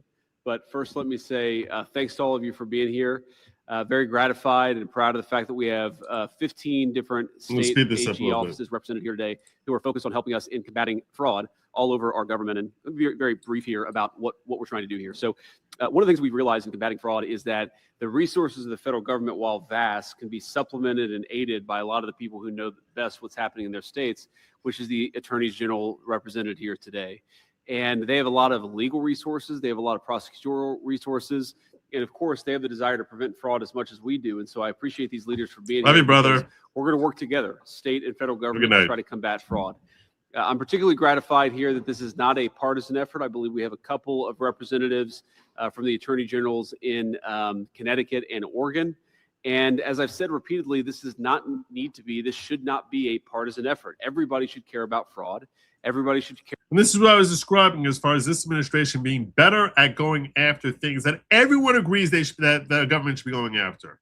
Left, right, panicans, everyone agrees this is exactly what our government should be doing. Care about rooting out fraud. Everybody should care about saving the American The difference is taxpayers' Trump is money. actually doing And it. importantly, everybody should care about actually protecting the programs that only work and are only properly funded if the money funding those programs isn't being stolen by fraudsters. So let me just recap for the benefit of our friends of the media. In just 2 months, we exposed billions of dollars in benefits that have been stolen from the American people. We referred over $22 billion in fraudulent small business loans back to the Treasury for collection. We deferred more than $1.3 billion in fraudulent Medicaid reimbursements that were coming from various states, particularly California. We put a 6-month hold on enrollments for new hospice and home health care providers because so many of the newer hospice providers were not actually providing hospice services, but were just focused on fraud. So we're going to cut that out for a little bit and try to get to a place where we can actually certify that the people providing hospice services are actually providing those very necessary and important services. We recovered taxpayer funds from the $135 billion stolen after the floodgates were open in the immediate aftermath of COVID. We have found $6.3 billion in suspected fraudulent government contracts, which were mostly awarded during the last administration, and that has stopped. And finally, we blocked $60 million in student aid fraud that should have gone to young people trying to get an education, but instead we're going to fraudsters. And I think the theme here of the Anti-Fraud Task Force up to this point has really been that we're protecting two classes of victims here. We're protecting the American taxpayers who shouldn't have their money stolen by fraudsters. And of course, we're protecting the people who need these services. Fraud is not a victimless crime. This is not somebody gets to make some money for violating the law, and otherwise it's not a big deal. This is people who rely on critical services, students who rely on student loan services, sick people who rely on hospice care. I will remind you about the goal, which I have a little thing scrolling at the bottom, which is what should have been scrolling the entire time. But I will blame my eye for me missing that. The goal tonight is if we hit 15 super chats in quantities of $10 or more, in that case, we're going to be keeping this show public for all 3 hours. Otherwise, I'm going to be setting up another stream, which will be for diggers and over in locals and for members only. We'll be talking about the Supreme Court and their very based and badass decision, and Hassan Piker, and if time allows, doing some manifesto work as well. So, a number of small businesses who rely on the availability of these loans so that they can grow their business and hire people. All of these people, all of our fellow Americans, have been taken advantage by fraudsters, and the task force is here to stop it. So without further ado, let me kick it over to Andrew Ferguson, who's going to talk a little bit about how we're going to work with these state attorneys general. And it's attorneys general, right? Not attorney generals. It's very counterintuitive. We got to change this. Maybe the group here together, we got enough of a critical mass of attorneys generals to change it. But Andrew, attorneys general. General, I'm never going to be able to get that right, and the media, of course, is going to make fun of me for it. Andrew, over to you. Thank you. Thank you, Mr. Vice President, and welcome to all the state attorneys general. I'm very grateful you traveled all this way to discuss one of the most pressing problems this nation confronts. When I was Solicitor General of Virginia, I served alongside many of you and fought against the Biden administration to protect our border, our religious liberty. I care less about what he's going to say and more about Stephen Miller, because Stephen Miller does. I want to get over to Stephen Miller because he's awesome when he speaks. You got the general flavor as far as how the overall numbers, in case you missed some of what he said, brought down here by Gunther Edelman, is 22 billion fraudulent small business loans, 1.3 billion in bogus Medicaid, 6.3 billion in shady government contracts, and 60 million in student aid. That's a total of roughly $30 billion. 7.6 plus 22. It's just under $30 billion. This is just in the first 50 days. $30 billion. Astonishing. Astonishing. But I do want to move on to Stephen Miller talking, because he does a great job of sending the message home. The Chief of Staff and Homeland Security Advisor, Stephen Miller. Thank you. And thank you again to the Vice President for leading this effort, for helming this task force, for bringing us all together here. I think you can all agree that this is the fastest in history that a government task force has traveled from creation to action. Your typical lead time is going to be a year of meetings before anything happens, and that's if you're lucky.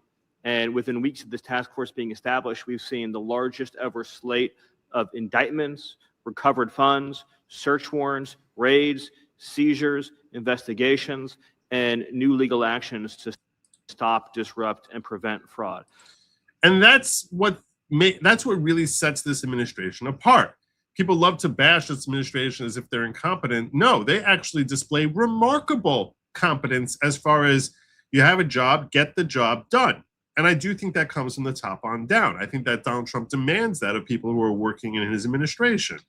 Now, perhaps that doesn't make him very popular. It makes him probably very challenging to work for because he's expecting results. But he basically issues a mandate, and the next thing we know, we're saving $30 billion. He's right what he's saying here. Normally, this stuff takes a year before anything starts happening.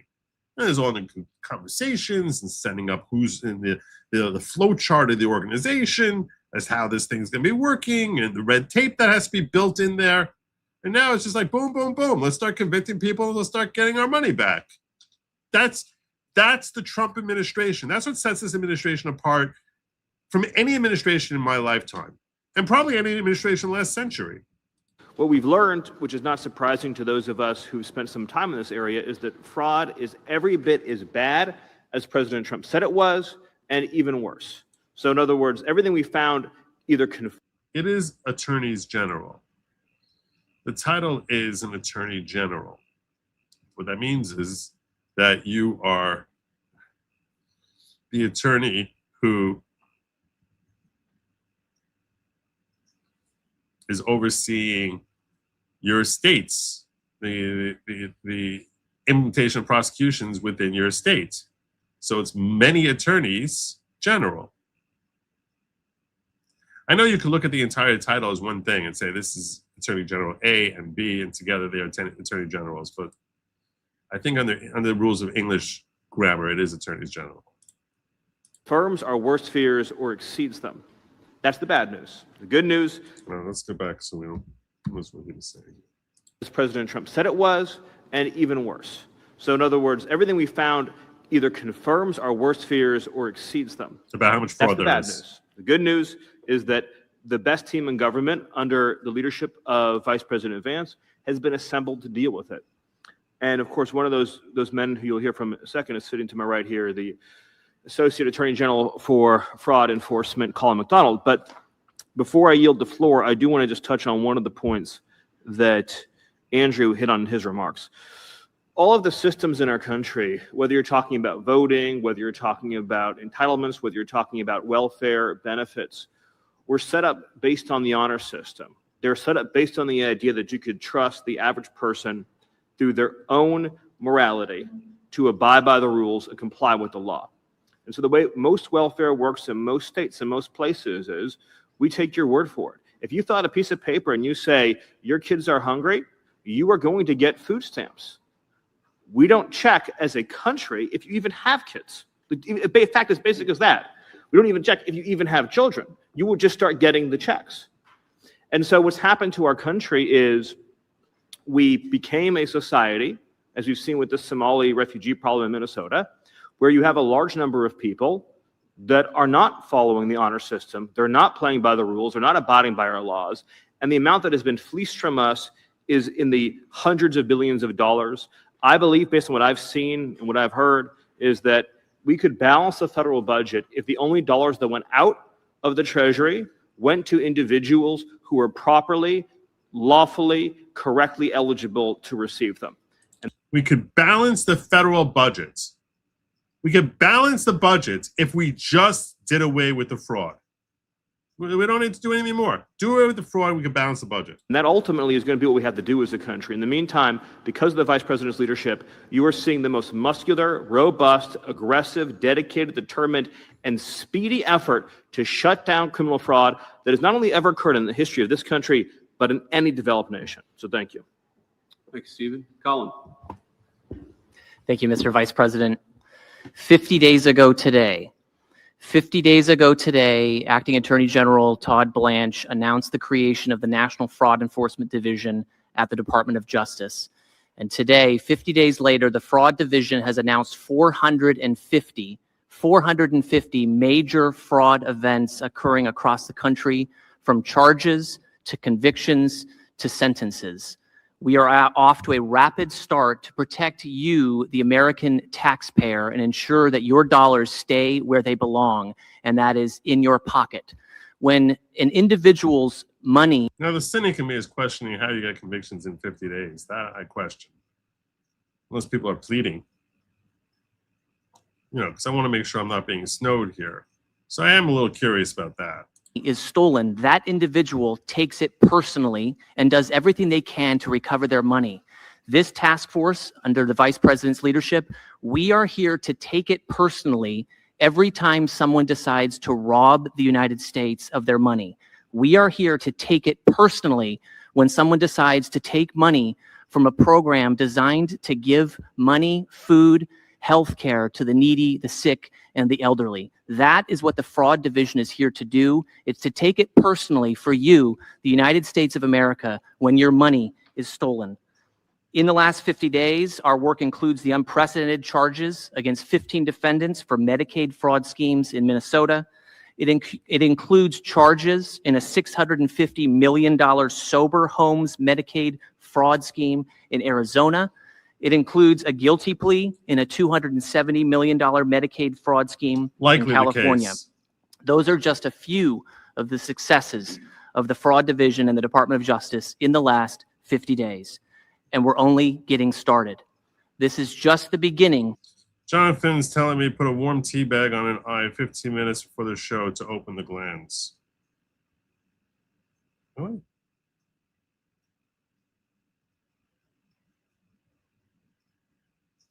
Ellen says, Joe, this is for when you do a sandpiper. Starts at 3 minutes and 58 and until 4 minutes 28. Put this aside. Full support here. Oh,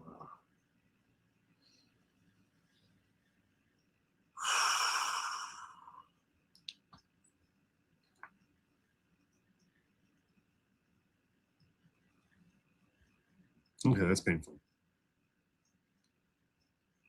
It feels like I have a scratched cornea right now. Oh.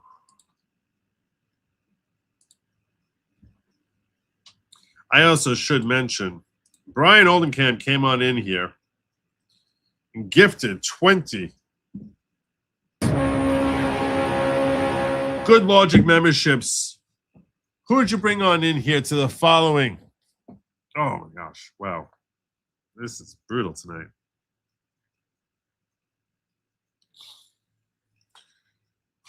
My apologies. Following 20 people brought into the following courtesy of Brian Oldenkamp. That would include, as we scroll down to actually find these people. Who are you, 20 people? That would include you, Richard Parker. Look at that, Richard Parker. Welcome to the following. It includes you, Amazing Disgrace. Oh, this is nice. All these people here who are regulars. Love that. And a few new people I'm seeing also. IDP 32, G Montgomery 227, Tam Lowe 3, Robin Fox Software, SOS Freak, Jared Jones VH, Patricia Ramsey, Karina J-Pool, Sean Vivi 5LX, Marilyn 5685, L Powers, Fractured, Kelly S, Lori Fulmer, Guard Puzzle, Nurse Not Lawyer, Zally, and Oswald. Hey, Oswald, 22. Welcome to the following. Please bear in mind the following is not at all a cult type of cult, and I am not. Very much not at all the leader of the following. I am just a host who's in massive pain tonight. Wow. God bless you, Brian. I'm gonna call it on behalf of Brian Oldenkamp here. I'm just gonna say it. Go! So, God bless you and Uzelian, who also came on in here trying to get us past the goal. So we are going to keep this as a current stream, as a live stream for everyone, because of the generosity of all of you fine people, including Ben Sass, John Delane, Kip KY, the Ashley Turner, J.H. Schwalbach, Elizabeth Chetwood, as well as everyone who contributes to the show. Ms. Mo, South Carolina, and obviously Uzelian and Brian Oldenkamp, who brought us home. God bless each and every one of you. And Kimmy Hunt, Kay Vel, you guys are all amazing. Amazing Disgrace, Lily. Thank you so much for your support. Much obliged. Of our fight against fraud, and that's where these partners come into play, because we need your help. Our division is called the National Fraud Enforcement Division for a reason. It's not the Washington, D.C. Fraud Task Force. It's the National Fraud Enforcement Division because the fraud problem is national, and our state partnerships are critical to solving the fraud crisis in our country. So I'm going to give 3 things that our state partners here can do right now today. Number 1, we heard about the Medicaid fraud control units. Re-energize and fully mobilize, fully maximize your state's Medicaid fraud control units. When we're done, we want to rename those into the Making Fraud Completely Unprofitable Unit, MFUCU. These units are your state's and really the country's first line. What, the MFUCU? One more time? I gotta hear that again. Maximize your state's Medicaid fraud control units. When Medicaid fraud control units, MFUCU. we're done, we want to rename those into the Making Fraud Completely Unprofitable Unit, MFUCU. These units are your state's and really the country's first. You gotta do better on the name than MFUCU. There's gotta be a better name there somewhere.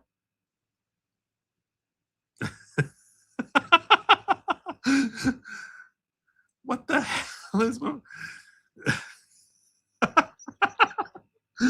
that's funny. Whew. Line of defense against Medicaid fraud. How many active investigations do they have? How many are ready to be charged? If partnered up with DOJ, how many could be charged in the next 90 days? Under your leadership, the MFUCU units can flourish. Second, join the DOJ's newly launched Special Attorneys Program. This program has unlocked $300 million to combat fraud, drug trafficking, human trafficking, and crimes committed by aliens in your state. This grant program will pay for you to send attorneys to join the fraud division or your local U.S. Attorney's office. In addition to paying the full cost of prosecutors you send the DOJ, you can receive a 20% premium to boost your justice system staffing and capacity. Third, and this is critical, bring your state's investigators and data to the table. For us to bring a case, we need documents, we need witnesses. Bring your documents and bring your witnesses to the table. Don't run with your ball and go home. Come to the table and solve this problem with us. Your state's data, including Medicaid payment and claims records, and the expertise of your investigators are essential to uncovering fraud.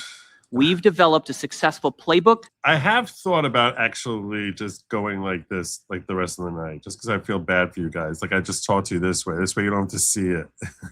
I've thought about this. I'm leaning towards this right now. Like just being like going dark on you.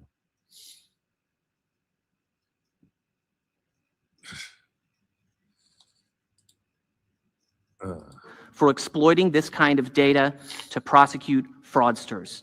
Next week, we'll be on the road to announce a partnership with a state that is leading the way in advancing coordination efforts with the Fraud Division. The state AG and the Mafuku unit are taking aggressive action against fraud. The state auditor, the state AG, and county prosecutors will be participating in our special attorney program, and the state treasurer and secretary of state are joining a statewide benefits fraud task force comprised of federal We did make the goal. Yes. and state partners, which will be chaired by the U.S. Attorney's Office. And we invite you all to join us in similar efforts. It is our mission to combat fraud, no matter how big, no matter how small, no matter how hard, hold criminals accountable, protect victims of crime, and restore trust in our government. Come join us in the nationwide fight against fraud.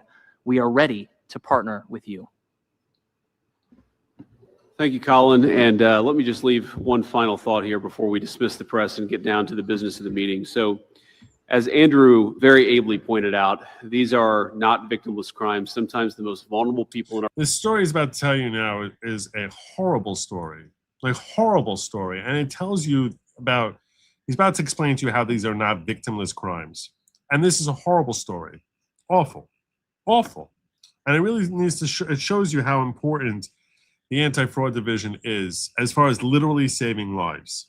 Our community are the ones who suffer when we don't take fraud seriously. One of the cases that was part of Colin's series of indictments last week in Minnesota stood out to me, and I think highlights how particularly egregious some of these fraudsters can be.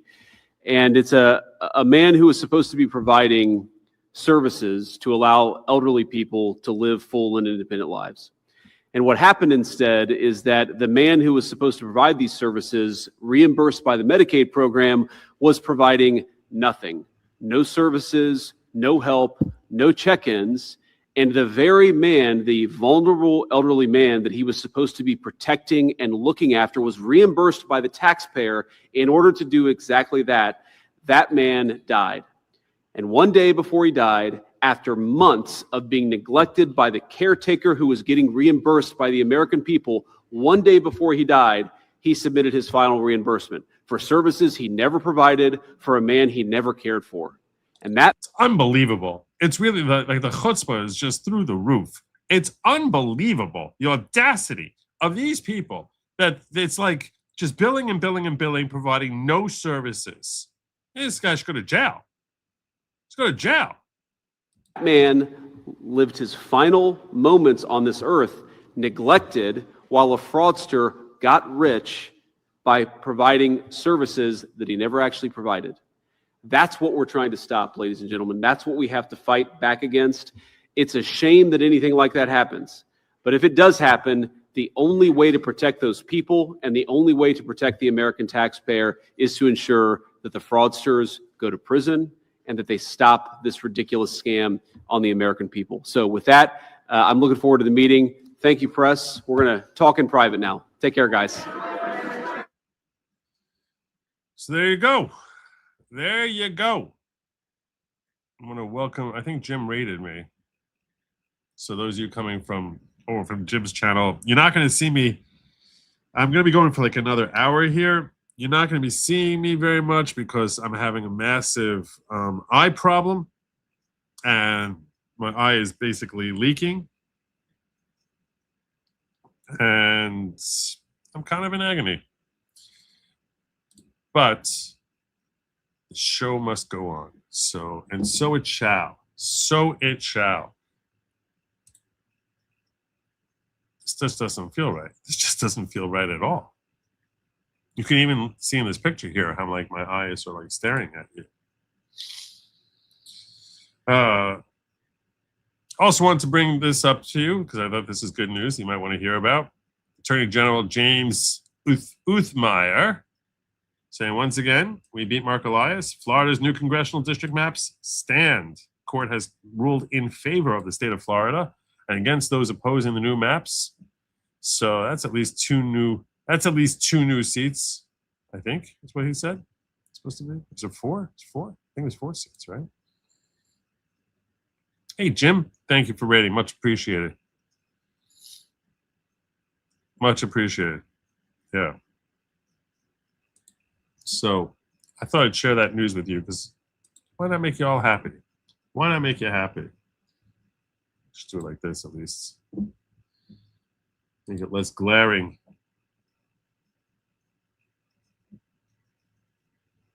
All right.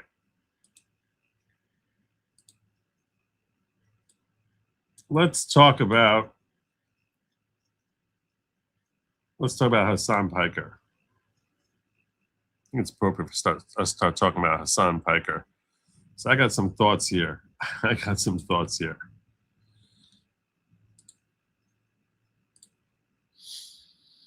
Fox News reporting out here.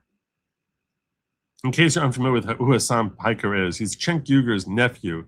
He's a noted progressive liberalist who has desperately tried making a name for himself through being a progressive shock jock. I think that's the right way to phrase it.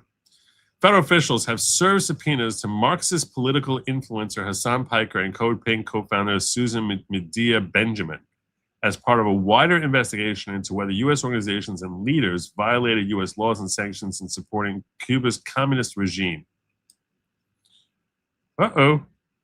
Let's get the full story here, even though I hate going to Fox because Fox sucks. But the Fed subpoena Hassan Piker and Medea Benjamin over Cuba trips.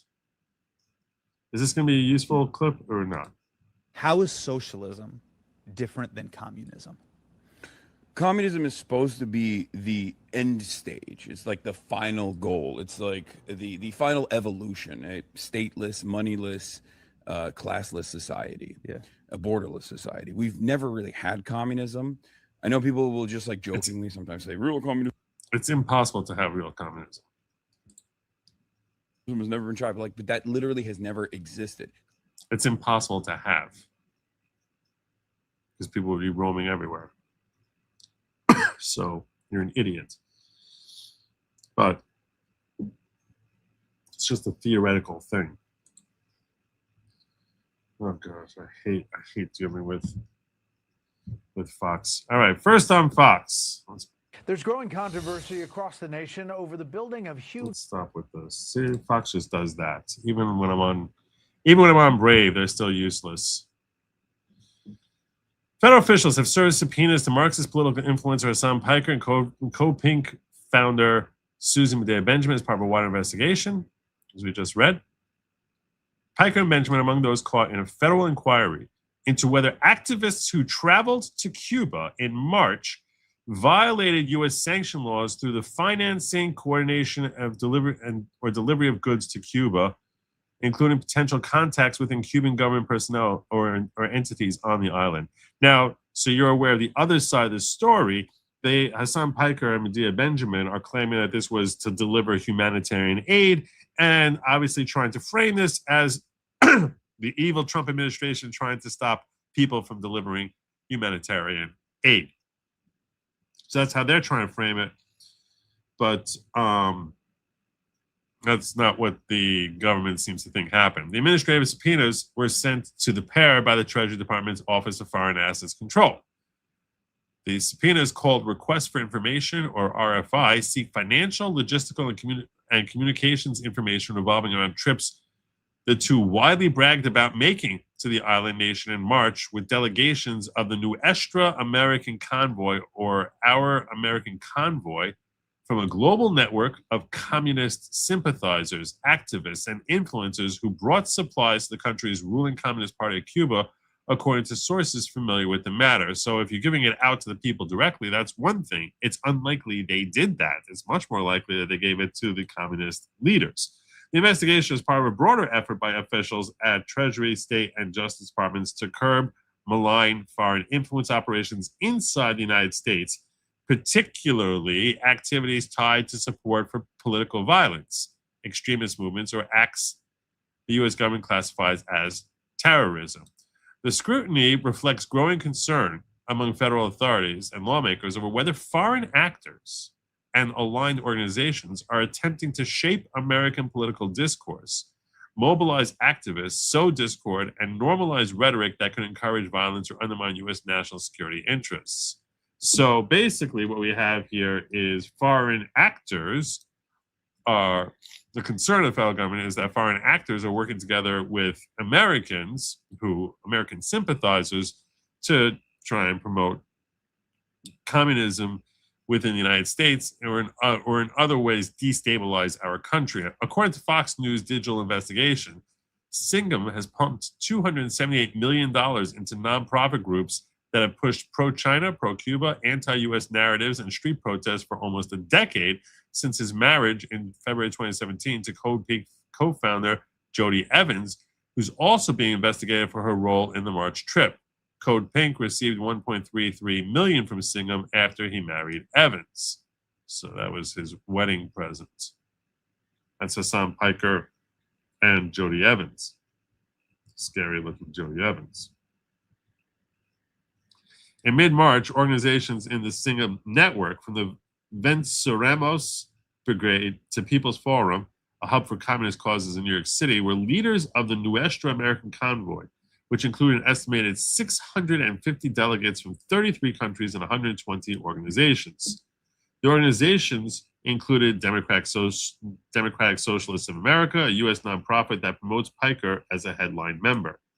The investigation by the Office of Foreign Assets Control is part of a broader dragnet that includes as many as 40 American citizens who joined foreign nationals, including controversial Brazil activist Thiago Avila, who are part of a global network of anti-U.S. Marxists, communists, and socialists. Additional subpoenas are expected. The administration's subpoenas mark a serious escalation by the Trump administration against a far-left nonprofit activist network. And these people could really be in trouble. I'll tell you right now, they actually could be in serious jeopardy here. That has spent years defending communist regimes from Cuba to China while presenting its work as humanitarian aid, anti-war organizing, and solidarity with people oppressed by the imperialist U.S. colonial power. And yet somehow it's funny, people oppressed by the U.S. colonial power, and yet somehow, where do they need the imperial aid? Oh, in communist Cuba. Why do you need all the humanitarian aid if everything's thriving so well under your communism? So we're coming from this oppressed country, taking assets from this oppressed country of America, where no one can get by, and bringing it to this thriving economy, communist economy in Cuba. Someone walk me through it. Someone explain it to me. The great success of Cuba.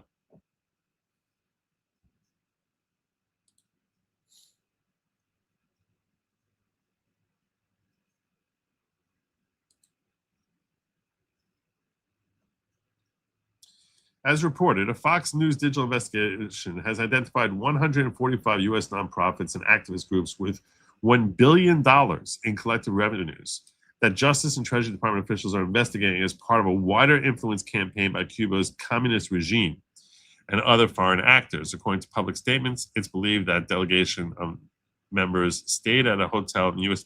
State Department has put on a Cuba restricted list, as businesses directly tied to the communist government of Cuba designated state sponsor of terrorism. U.S. law imposes broad restrictions on financial transactions involving Cuba, primarily through the Cuban asset control regulations administered by the Office of Foreign Assets Control. And that's the office, again, the OFAC, which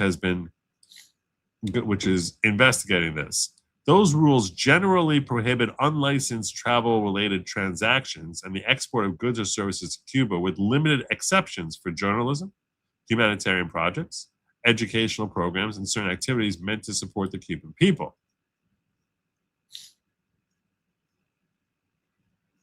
Piker, one of the most influential political streamers on Twitch, has built a massive online following with a mix of Marxist policies, anti-American commentary, and inflammatory statements that have repeatedly drawn public backlash. On March 10th, Piker posted a photo of himself on Instagram with the message, I'm going to Cuba. In an Instagram post on the trip, Singham's wife, Evans, smiled wildly in Havana, wearing a red and white Palestinian scarf or keffiyeh around her neck while standing beside Piker, who looked seriously into the camera. That's this picture, I think, over here.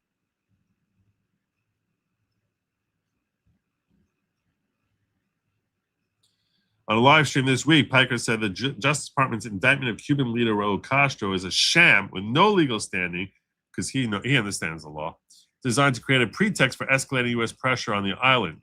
Piker argued that Trump is acting like a playground bully. Fox News Digital recently observed Piker outside his L.A. home, escorting his dog Kaya, which he supposedly, there's all sorts of claims that he abuses. I don't know about that. I haven't seen it myself, but I have heard complaints about that. Outside the house for a bathroom break early one morning. Kaya, a large breed dog that's a mix of Tibetan Mastiff, Chow Chow, and St. Bernard, has been the beloved subject of an online campaign dubbed Free Kaya over allegations Piker trained Kaya with a shock collar that transmits painful stimuli as part of behavior training. At one moment, Piker silently stood over Kaya and gestured with a finger for her to return to the house after relieving herself. Later, Kaya was observed being walked and driven by a woman leaving Piker's home. Benjamin has made her mark as an activist gadfly who stages media spectacles at congressional hearings, defense industry trade conferences, and the homes of government officials, yelling invectives, chants, and slogans, branding herself as anti-war, but actually running a pattern of messages denouncing the U.S. and uplifting communist and authoritarian regimes from the Islamic Republic of Iran to the Chinese Communist Party and the Communist Party of Cuba.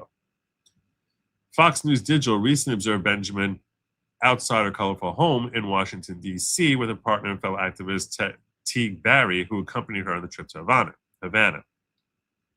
Piker has been criticized for saying that America deserved 9/11, a remark he later said was poorly phrased. Whoops! Whoops! And for past comments about former Representative Dan Crenshaw, a Navy SEAL veteran lost in Afghanistan. More recently, critics, including Representative Richard Torres, have accused Piker of amplifying anti-Semitic rhetoric after October 7th. Piker has denied anti-Semitism and says criticism is aimed at Israel, not Jews. Yeah, okay, sure.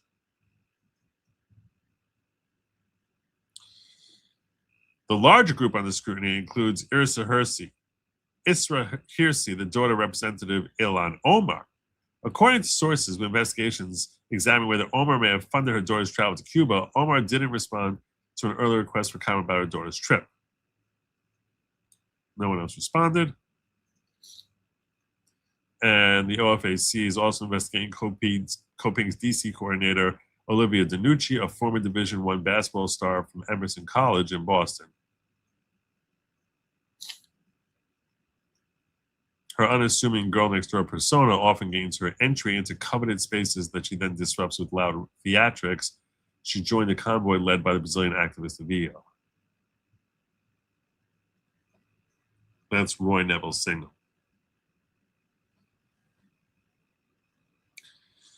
So, you want my thoughts on this? If you want my thoughts on this, I'll tell you right now. I think the objective here in looking into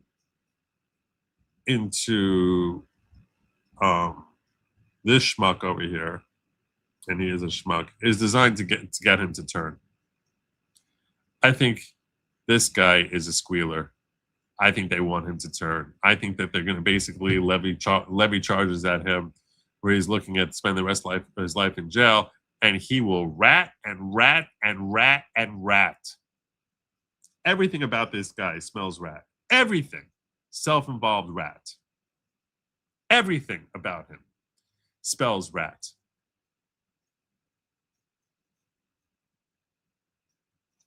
So I think the objective is to pressure him to get him to rat and hopefully lead them to the big fish, which is Roy Neville Singham. I'm not the only one who thinks this, by the way. Just to be clear, I'm not the only one who thinks that. Apparently, that's what Hassan Piker thinks. And he doesn't say he's not going to rat. He won't say that. But he does seem to think that. I think that ultimately the target is probably Singham. Yep. And his operation. Yep. From PSL to Answer Coalition to Copink, like anything that he has ever financed. And it's not new. It's been around for a while, but it's obviously it's held through regardless because like it's ridiculous, right? It's like totally fucking ridiculous to ridiculous. Totally. To try and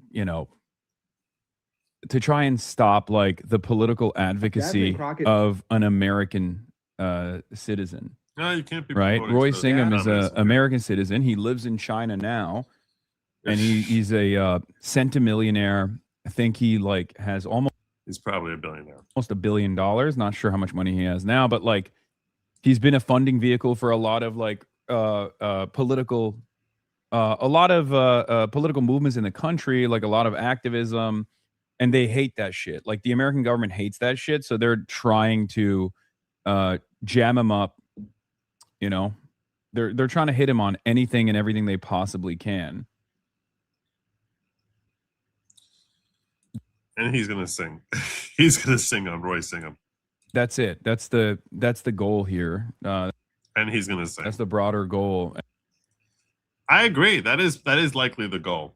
And he's gonna sing. I think that's what's gonna happen.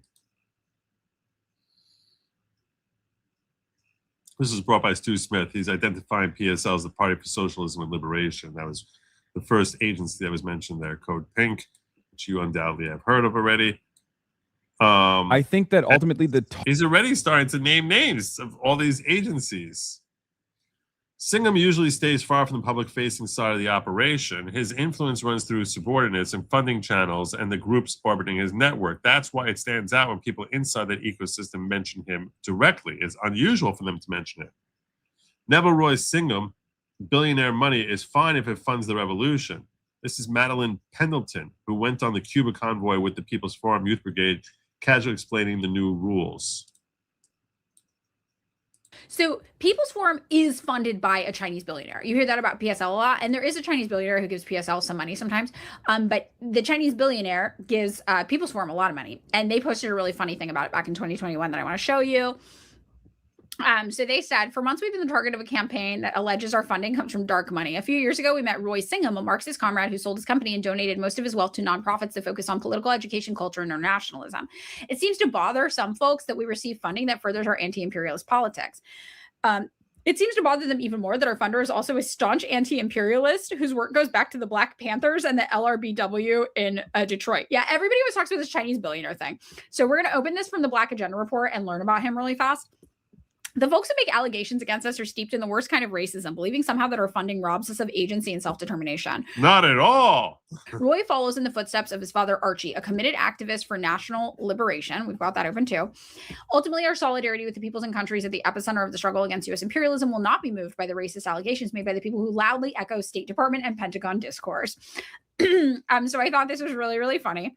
Yeah, free Puerto Rico. We had Puerto Ricans on our delegation too, and we refer to them as their own country the whole time. So I wish they were their own country. We would be better off if they were their own country. This is an article from 2021. This is about Roy Singham, right?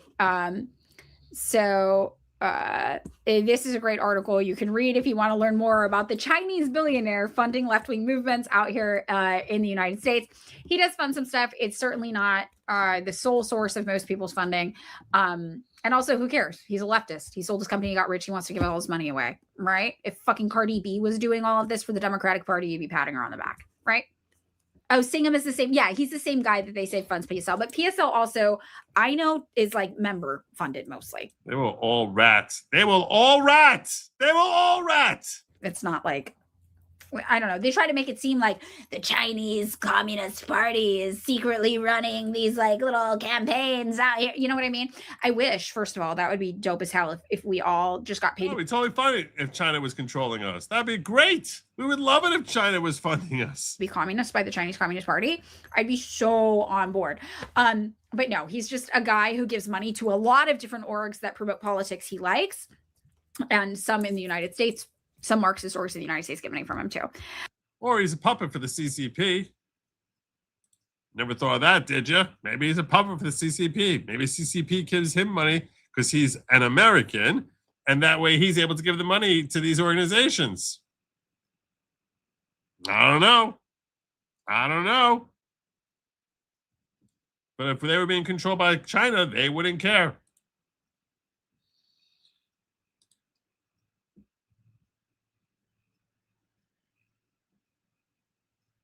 Fergie Chambers, another far-left financier funding similar projects, offers a pretty revealing critique of the Singham network and how little transparency there is around Singham's role. Roy's not a total bystander. Roy has a firm agenda, a way he sees things unfolding, which he will share readily in private chats, a will to control the entire movement, and just a will to control the entire movement. That's all. That's all. And a small core of his own cadre who quietly do their bidding in their own interests, which are interwoven. Vijay Manolo, the Beckers, then a whole network of elite liberals via Roy's wife, Jody Evans and Code Pink. None of these people publicly acknowledge work with Singham, save, of course, his wife. And, of course, it's always worth hearing Singham in his own words. I made a few clips from the rare occasions where he has actually spoken publicly. This is an actual quote from this guy, just in case you want to know what a monster he is. I always tell my sons this, what is the great advantage I have over them? I says, no matter how much smarter you are than me, I will still always have one thing over you, and that's treachery, right? That's the one thing that old people excel at is treachery. I always tell my sons. Well, that's a nice guy. His specialty is that he's scum. That's what I have over you. I'm scum. You're not. I'm hoping one day you'll become scum like me. And lastly, enjoy this supercut of Singham reflecting on his life. It gives you a crystal clear look at his beliefs, worldview, and his animating ideology. Neville Roy Singham, the two most deeply racist countries in the world are Israel and the United States. This is from a speech where Singham, a billionaire, many argue is the financier of far-left radical groups worldwide, walks us through it. Tell us in your own words, Neville. America is the most deeply racist society in the world, perhaps with the exception of Israel. Two most deeply racist countries in the world are Israel and the United States. And I went to Lebanon in particular so that I could go to a Muslim country where I also knew were under the oppression of Israel's violation of their rights. And of course, one of the consequences of that is when I go back to the United States, the immigration now, I get stopped occasionally for asking, who am I meeting with? Did you meet Hezbollah? And all these kind of things. But it's not a decision that I regret. And I, as a child, could not reconcile how in Youngstown, Ohio, there was food being wasted, and I come on a boat ride and there are children dying. And I decided from that day of my life that I would despise inequality, and I would never allow anybody to tell me that meritocracy or hard work had a goddamn thing to do with success in life. It was clear to me as a child that this absurdity of... He's still a child. He's still a child. That's part of the American privilege. That's the difference. It's part of the American privilege. It's a heritage we have from our ancestors, our forebears. He's looking to basically destroy that. The middle class argument that hard work and smarts are what makes better people is a vicious lie, and is so unfair to every child who's born into this world. No, it's not unfair to Americans. You just hate America. My parents had a big choice of what to do. They, of course, were highly offended by the idea of singing, praise to the British. So my father and mother would stand up and start booing and spitting. Now, if you're a young kid and you're watching your parents, doing these things, you're sort of a little embarrassed. This is why my parents well behaved.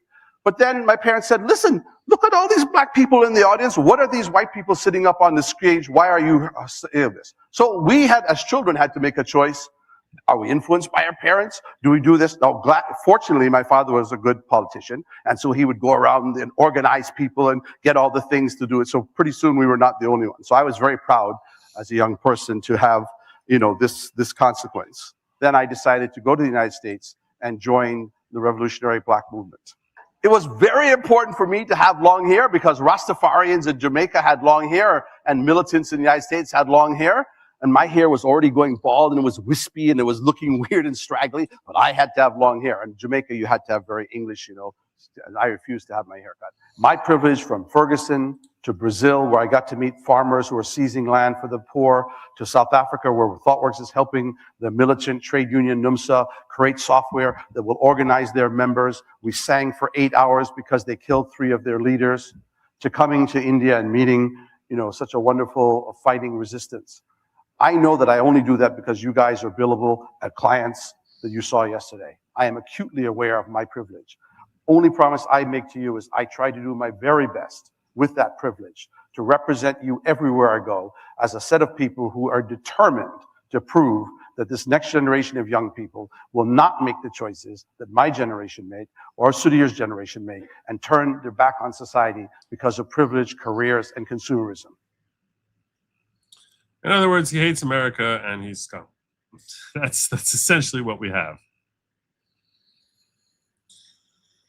Why is it that we can't denationalize folks who basically express utter hatred for our country? Why is that not a thing? Who don't live here and express utter hatred for our country? I think that's the next step as far as what we need to do. We need to start making denaturalization great again. That's what we need to do.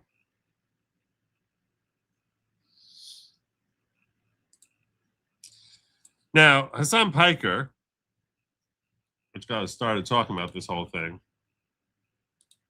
is not we talk often about how the woke right and the left tend to converge, right? You tend to sort of see them like come together like a horseshoe, right?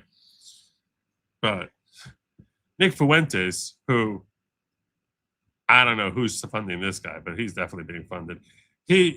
I don't know if it's government agency. I don't know if it's the SPLC. I don't know if he's being funded by leftists, but he's not a Hassan Piker fan. And Asmongold was having a good time with this. So let's check this out. Oh no, not the pink guy! Not the pink guy! It's not pink eye. It's corneal erosion. It's way more painful. Way more painful. We've got one more. Hassan needs to go to jail. This was Nick last month. What needs to come of this is Hassan Piker needs to go to jail. We don't need a White House ballroom. Fuck your ballroom. We need Hassan Piker in jail. This is why we need Hassan Piker in jail. And we need to run that up the flagpole. I want Stephen Miller to go to Kash Patel and say, put Hassan Piker in jail. Blame it on him. Uh-oh. This was last month. Uh-oh. Oh, boy. It's people like him that are at fault. It's people like him. It's people like him, one of the #1 live streamers in the country, that's saying, here's how to build a bomb. Here's how to build a bomb. And if you killed Rick Scott, everyone would have free health care. Mm-hmm. That guy needs to go to jail. Like, he needs to be denaturalized. He needs to be sent out of the country. Fuck this guy. Like, that is something you can serve up to us. And then maybe these people will think twice. You take his citizenship, this anti-American piece of shit. Take his citizenship, send him back to his beloved third world. Send him back to Cuba. Send him to Venezuela. Send him packing. He loves Cuba so much. Send him there. Give him what he wants. Wish granted. And then maybe these other champagne socialists will be a little more careful when they try to radicalize the next generation to kill politicians. But that is what you need to do. And on this, I agree with Nick Fuentes. There's not very much I agree with Nick Fuentes. I'm fine with denaturalizing these people. Strip them. Strip them. You hate America, so you don't deserve American privilege. It's that simple. But nobody cares. It's crazy. This is the exact shit that exactly. Yep. There you go. Yep. Hate to tell you that. Nobody cares all that much about any of it. I know. Trump doesn't care. Vance doesn't care. That's right. Stephen Miller doesn't care. Libs of TikTok is a woman. What? I mean, need I say more? She's an idiot. She's a woman. So? You think she's sitting there thinking about politics?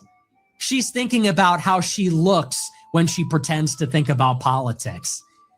She's caught up and I'm like a political influencer. Oh my God. These people don't care. They don't care. They're not thinking about it. They're not thinking about these things. and they're not even writing their own stuff. Oh, This is why we God. need a ballroom. Ballroom? Oh. Ballroom? Unless the ballroom is the concentration. What? See, this is where he gets weirdo. This is where he turns weirdo. What? What the hell are you? What the hell are you? What? Like this is weird. Like it's like such a weirdo. Man.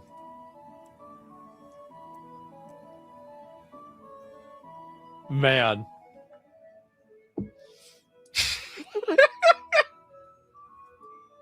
Unless the ballroom is a prison camp, we don't need a fucking ballroom.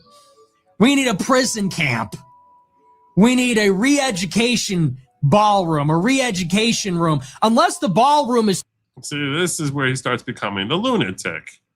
He starts off on a cogent point, and then he just descends into lunacy. He's just like crumbles. It crumbles.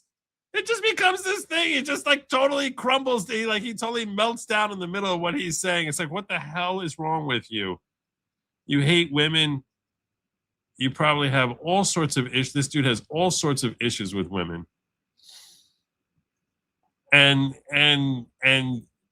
he descends into madness.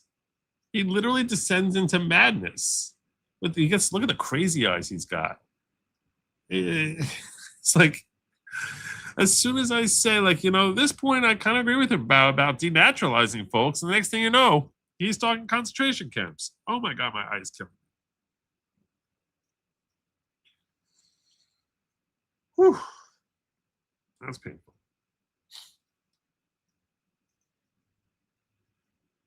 super massive so we can support thousands and thousands of ideological prisoners that we could send in there by bus. Oh, man. Then, we don't need that, actually. We need more detention centers. More detention centers. Why is it that he's the only person that's saying this? Nobody else is saying this. I don't even know what this the hell is satire, at. right? No. This, I mean, finally. More prisons. We're going to need a place where we can put and I'm kind of joking here. I'm kind of joking a little bit. Print that. Yeah. You have to print that or it's libel. I said I was joking. It's a joke, guys. You have to print that. I'm kidding. That was a joke. Obviously. He would never do that. And you have to print that or else it's libel. No, that's not true. That's not how libel works. Saying it's a joke afterwards when no one thinks you're joking doesn't make it a joke. Obviously I'm joking when I say that. Obviously. And you have to say that I said that because I'm joking. No. That's not the way any of this works. That's not the way any of this works. Anyway. But I do think that denaturalization of these people is kind of appropriate. You hate America. You don't live in America. You're not from America. Go away. Just go away. That's how you actually start fixing this problem. All right, you hate America. America hates you. F off. Go away. Why do we need to? You decide to make this marriage. Why is it we can't divorce you? We want a divorce. We just want a divorce. Why can't we divorce you? You made this marriage. You came here. You basically say, hey, I hate America. Okay, well, adios. I don't need to put him in re-education camps or whatever crazy nonsense floats through Nick Fuente's head, whatever he's paid to say or try and make a buck, whatever stupidity he's floating out there. But I kind of agree with the notion of denaturalization. You denaturalize Roy Neville Singham. You want to know what the advantage is of denaturalizing him? Now, all of a sudden, you can't just say we're taking money from an American citizen. He loses that ability to be a conduit for Code Pink. 100% we should denaturalize Roy Singham. So you hate America. You're not living in America. So welcome to you'll be happy with your Chinese comrades. F off. Keep your stupidity in your own stupid country. That's very simple.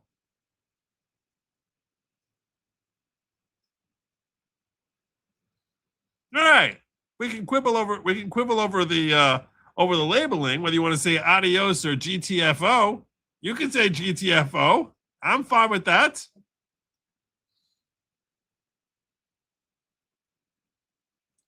That was Nick Fuentes. He's a crackpot who claims that he's America First right wing and is probably financed by the SPLC and basically designed to make the right wing look like a bunch of racist retards. And a lot of people think he's a Fed. For a long time, he's a Fed because he's basically on January 6th stood outside the Capitol telling everyone to go inside and never got arrested, which is very mysterious unless he's a Fed or unless he's part of the SPLC and was protected by the Biden DOJ because they love the SPLC and they said hands off that guy. But he's definitely not one of ours. And he should have burnt every bridge that ever existed when in October of 2024 he told everyone to vote for Kamala. He got angry at Trump and said vote Kamala or stay home or whatever. And if you're wondering why I'm not on camera, it's because I do have not a diseased eye, but I have corneal erosion.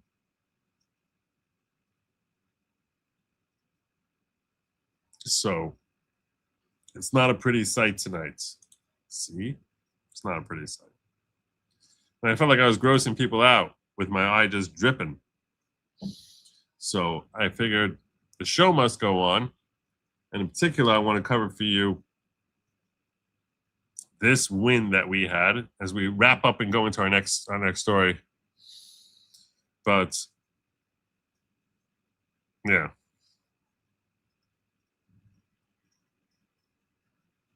The fact that I'm not screaming in pain is actually the best. If you knew how much pain I'm in and that I'm sitting here not screaming in pain is actually the sign, is the best evidence I can provide for you of the size of my cojones. That's the best evidence you're ever going to get, probably. Hopefully. I hope not to get tested worse than this. I wanted to share with you one more story tonight. One more story tonight. And that comes to us courtesy of Acting Attorney General Todd Blanche. We're going to go into detail here on this. DOJ Supreme Court win. The Supreme Court yet again reversed the Fourth Circuit, this time with unanimous 9-0 decision, as the DOJ argued the Fourth Circuit was wrong to try to rewrite a statute about the process for resolving government complaints. This unanimous result reflects a key principle we fight for.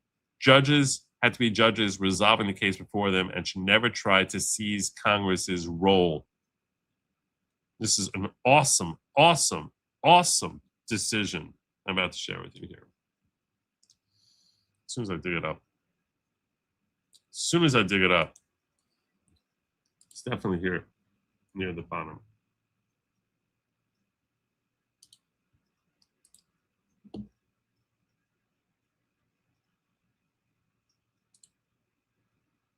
Here it is.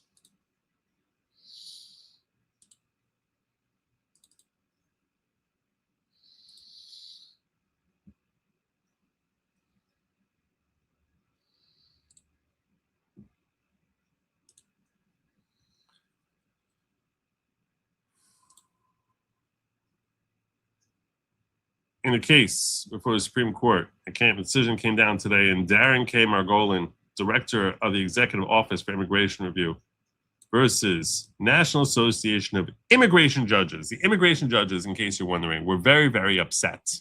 They were very, very unhappy people. You want to know why I didn't become an immigration judge? It's because I wouldn't be able to do what I'm doing right now. Yes, that's basically what would have happened.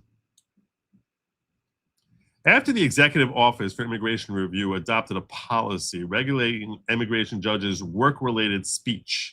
So the EOIR, which governs how immigration judges have to act, Executive Office for Immigration Review, they implemented a policy which said immigration judges can't just speak out on whatever they want and however they want.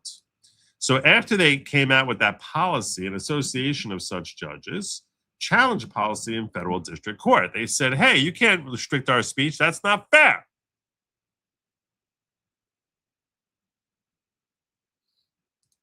Seven two loss sucked though, Florida versus California and Washington. I didn't see that case. I didn't find that in my homework. I'll try to look at that later.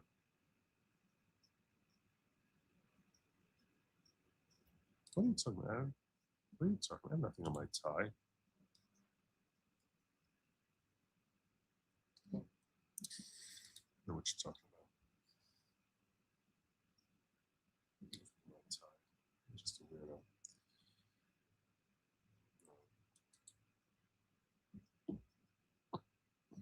The district court. So how did this thing go through the courts? Well, first, the district court got it right. They held that the respondent's challenge must proceed through the administrative review scheme established by the Civil Service Reform Act. So they said, look, hey, you immigration judges, if you got a problem, there's a process. If you have a problem, you're not supposed to go run in court. You don't just go run in court. You don't have a right to go to court. There's a process. There's a way we handle these things. It's been set up for you. What you're supposed to do, and it's not coming here before us in the district court. You're not supposed to come to federal court. Not everyone could just go run into federal court. So you can't come running to us. Why not? Because there's actually a different process of a different review board you're supposed to go to if you have a problem with policies that you're unhappy with. So the district court got it right, and they said you're not allowed to come here. But the Fourth Circuit on appeal vacated and remanded based on an issue the parties had not raised. So the parties never raised this issue, but the Fourth Circuit said, we're going to bring up our own issue here. And for that reason, we're going to reverse the district court. That decision by the Fourth Circuit violated the principle of party presentation, and we reverse. So what happened here? The Executive Office for Immigration Review sets policies governing the immigration courts. So they're the ones who basically tell the immigration courts, hey, judges, this is what you got to do. In October 2021, it implemented a rule requiring immigration judges, this wasn't even under Trump, this was just under, I guess, yeah, that was under Biden. It implemented a rule requiring immigration judges to obtain supervisory approval for public speeches related to their official duties. So if they're going to speak out about anything related to their immigration law, immigration court, they need to have and give public speeches on that. They need to get approval. Can't just do that.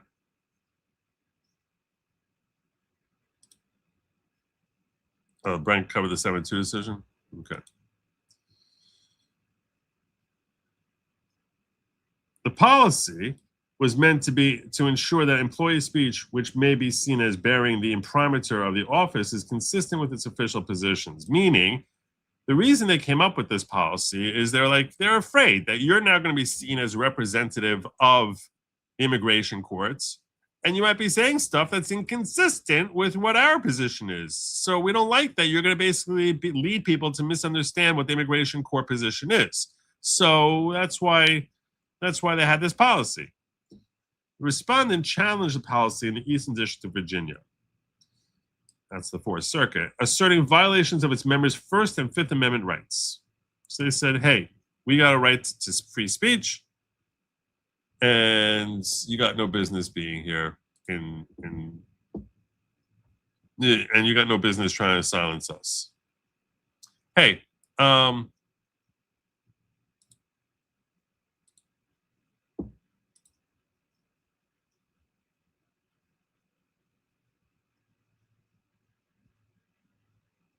just going to give a heads up to this doofus who keeps popping into the YouTube chat. He's on YouTube, right? I know it's over here in Rumble. Goodbye forever. Goodbye forever. Oh, I forgot to share the video. Ah.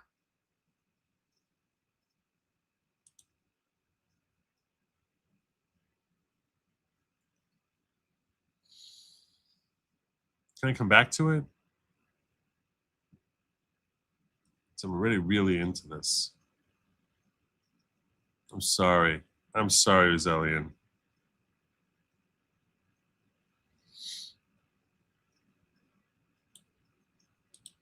I'll try to remember to come back to it.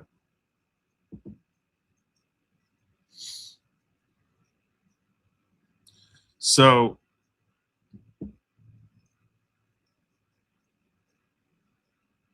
respondent said, hey, you're violating our First Amendment. This court has held that under the Civil Service Reform Act of 1978, if you have a problem with policies, what do? Well, Congress intended federal employees to bring most work-related grievances to this board, the Merit System Protection Board. If you have a problem with policies that you don't like, you have a work-related grievance, you go to the Merit Systems Protection Board. You don't go to federal courts. You have no right to go to federal court. You have to go to the Merit Systems Protection Board because that's what Congress directed, and they set the rules. So they gave you a place to have your grievances heard. If you had a problem with the policy, that's where you got to go, the Merit System Protection Board. And also you have the special counsel, not to federal district court. And here's our list of cases which stand for that principle that, hey, if you're a federal employee, which federal immigration courts judges are, go take it to the Merit Systems Protection Board. Leave us alone. Don't go to federal court. Don't bother coming here. The respondent thus accepted that the CSRA channels judicial review of challenges to covered employee actions to the MSPB. So the respondent said it's true. They accepted it. They didn't argue about it. They said it's true that, you know, the CSRA says we're supposed to go to the MSPB. It argued only that its members' constitutional claims were not the kind of work-related claims that Congress intended to steer out of the district court. So they said, yes, normally that governs, but this type of claim is not supposed to be part of the MSPB. It's not supposed to go to the Merit System Protection Board. This is a different kind of claim. That's why it will come to federal court. These are federal judges, right? They know how to present a case. And they said, we have Fifth Amendment claims, and this is not the sort of thing that's meant for the MSPB. It's meant for federal court. That was their argument. And they said, that's not what Congress wants us. They didn't intend for us to argue free speech before the MSPB. The district court said, no, you're wrong. You're stupid. That's not true. The district court dismissed respondent's claims. The court, like respondent, acknowledged that the Congress intended to preclude district court jurisdiction over covered actions brought by federal employees. And it held that the respondent's claims were indeed covered by the CSRA, and you have to go to the MSPB. Leave us alone. You can't come over here. You got to go to the, can't go there. You got to go to, you can't come here. You got to go there. And what happened is respondents appealed. And they went to the Fourth Circuit. It did not dispute that the CSRA provides the exclusive avenue for review of certain employment claims. They recognize that, hey, certain types of employment claims can only be handled there. It again argued only that specific claims were not covered under the CSRA's claim channeling scheme, and they said that we're outside of that type of claim, which is meant to be MSPB, and that our claim isn't part of that. And the Fourth Circuit vacated the district court and remanded. They said, hey, they said the judges are right. You need to go, this does belong in federal court. Like the district court, it held that respondents' claims were covered by the CSRA. So why did you overturn them?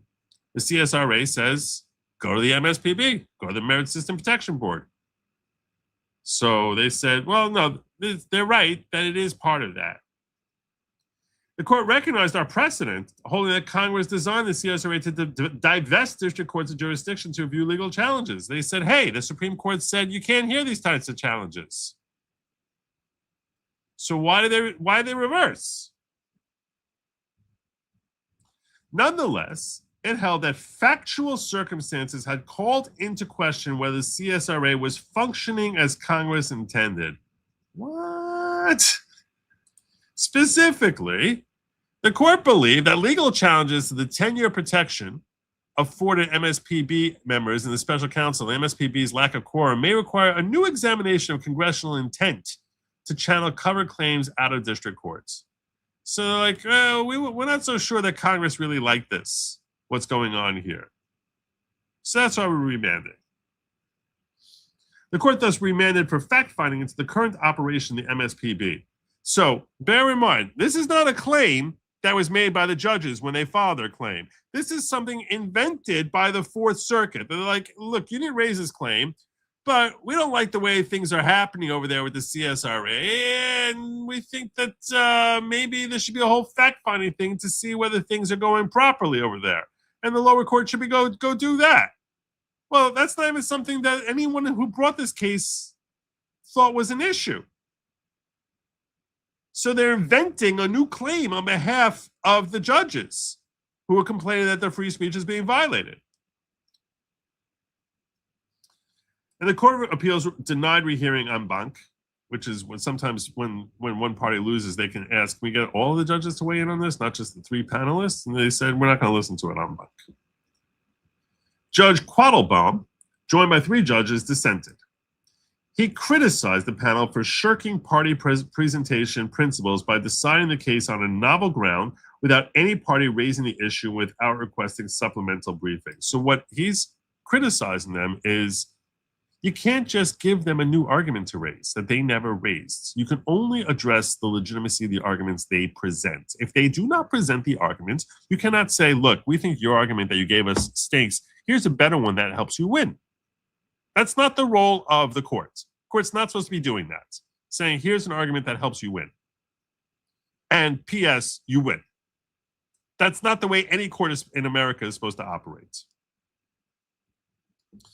And that's what they're about to be taken to task by SCOTUS for. Federal courts adhere to the principle of party presentation. Party presentation meaning the party presents their arguments, chooses their own arguments. It's not for the court to decide what arguments they're going to present before the courts. That principle, the rule that points not argued will not be considered, distinguishes our adversarial system of justice from an inquisitorial one. You know what makes us different from the Spanish Inquisition? It's that we don't start having judges sit there playing prosecutor. You know, that's kind of what makes us different. Kind of what changes everything here.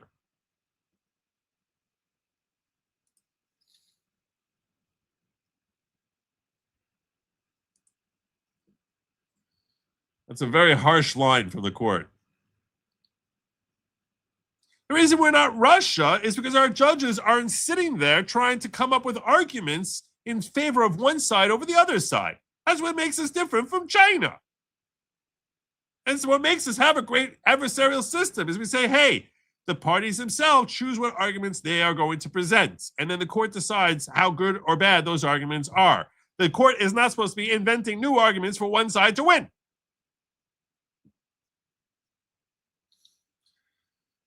Because courts are essentially passive instruments of government, we rely on the parties to frame the issues for decision and decide only the questions presented.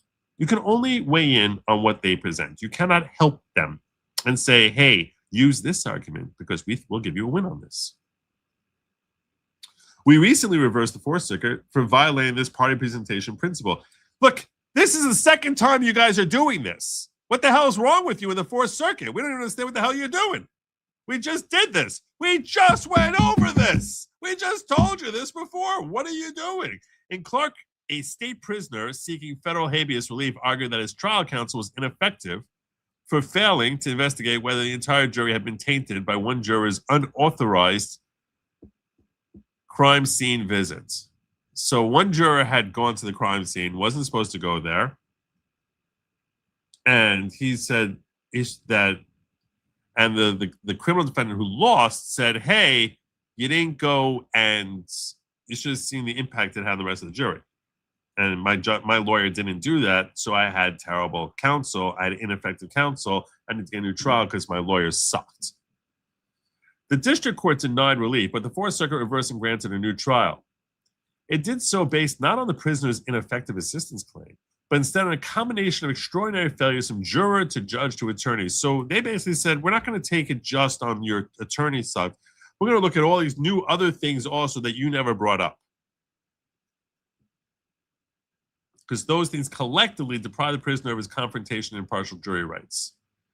We summarily reversed. By granting relief based on a claim that the prisoner never asserted, the prisoner never claimed that there was this whole combination of failures. and that the state never had the chance to address. The state never couldn't even argue it back because there's all of a sudden the court just implements this new argument on behalf of the defendant. And we said, you're out of your freaking minds. You can't just start inventing new arguments for one side over the other. And the Fourth Circuit, in that case, like here, transgressed the party presentation principle. So too here. The Fourth Circuit violated the party presentation principle when it decided a case different from the one respondent advanced. You're basically starting to weigh in on new arguments that no one ever thought of before and come up with your own stupid arguments. You're supposed to be impartial. You're not supposed to be sitting here thinking of new arguments for one side. As respondent conceded below, our precedent establishes that Congress, through CSRA, intended to channel covered claims to MSPB. The parties thus confined their arguments to the narrow question as to whether their claims were covered. Unsatisfied with rejecting respondents' arguments on that question, however, the Fourth Circuit sua sponte, which means of its own initiative, on its own instant initiative, we just decide, hey guys, let's try something new here. We're just going to invent our own new claims. That's sua sponte is a Latin term, which means spontaneously and of their own choice. Addressed a much broader one and remanded for further proceedings on that question. The court transformed respondent's argument that the CSRA did not channel its claims into one that the CSRA might not, in light of current conditions, channel any claims. And the court did so without giving either side a chance to address its theory. That drastic departure from the principal party presentation constitutes an abuse of discretion. Fourth Circuit, you suck. Federal courts are not roving commissions.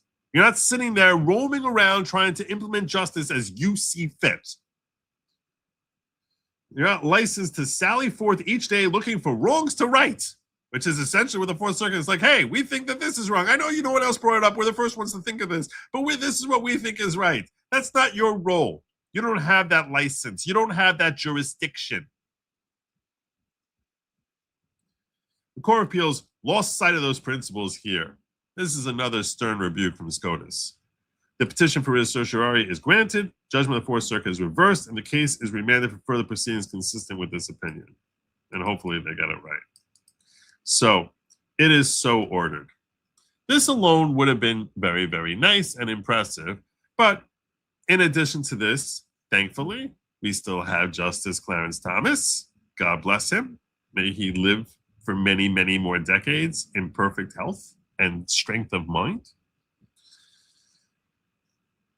Justice Thomas, with whom Justice Barrett joins concurring. I agree with the court that the Fourth Circuit erred by disregarding traditional party presentation principles. That was kind of embarrassing for the Fourth Circuit. I write separately to explain why the Fourth Circuit decision was also wrong on the merits. As the Fourth Circuit seemed to acknowledge, this court's precedent establishes that the district court lacked jurisdiction over this challenge to a federal workplace policy. So, you guys realize that there was no jurisdiction here. The Civil Service Reform Act of 1978 provides a statutory review scheme through which certain federal employees must raise certain workplace complaints. So we all know, even the Fourth Circuit recognizes that the way that the CSRA operates, you have to go through a certain board, the MSPB, if you have a problem. The scheme authorizes judicial review only after the employees have had their claims heard by the Merit Systems Protection Board. In Elgin versus Department of Treasury, this court held that covered employees appealing covered agency actions must proceed exclusively through the statutory review scheme. Respondents concedes that its members are covered employees. So they admit that, hey, yeah, we probably, it's covering us. The Fourth Circuit agreed that the workplace policy at issue is a covered agency action. Thus, the Fourth Circuit had to acknowledge that under Elgin, the National Association of Immigration Judges would be required to bring its case through its administrative scheme, which would require the dismissal of this case. Nevertheless, the Fourth Circuit strained to avoid dismissal of the case based on its belief that a new political considerations changed the governing law.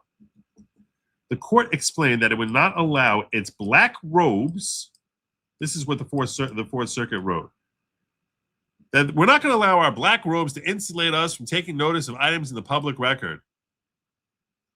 Specifically, the Fourth Circuit worried that because the president removed the special counsel and two members of the MSPB, there were now serious questions as to whether CSRA's adjudicatory scheme continues to function as intended. Congress designed the CSRA to rely on MSPP independence. The Fourth Circuit claimed, so now that the government has questioned the constitutionality of the removal protections enshrined in the CSRA, it was no longer clear that the statutory scheme was functioning as Congress intended. If it were not, the court reasoned, Congress might not have intended for such claims to be channeled to the MSPB any longer. So they said, if it's not an independent agency, maybe that's not what Congress wanted.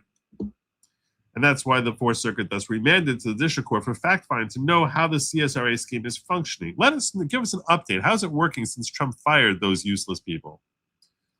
And whether a new examination of congressional intent may be required in light of the changing circumstances. The Fourth Circuit's analysis bears little resemblance to legal interpretation. It's almost impossible to figure out what the hell the Fourth Circuit was even thinking when they came up with this, is what Thomas is saying.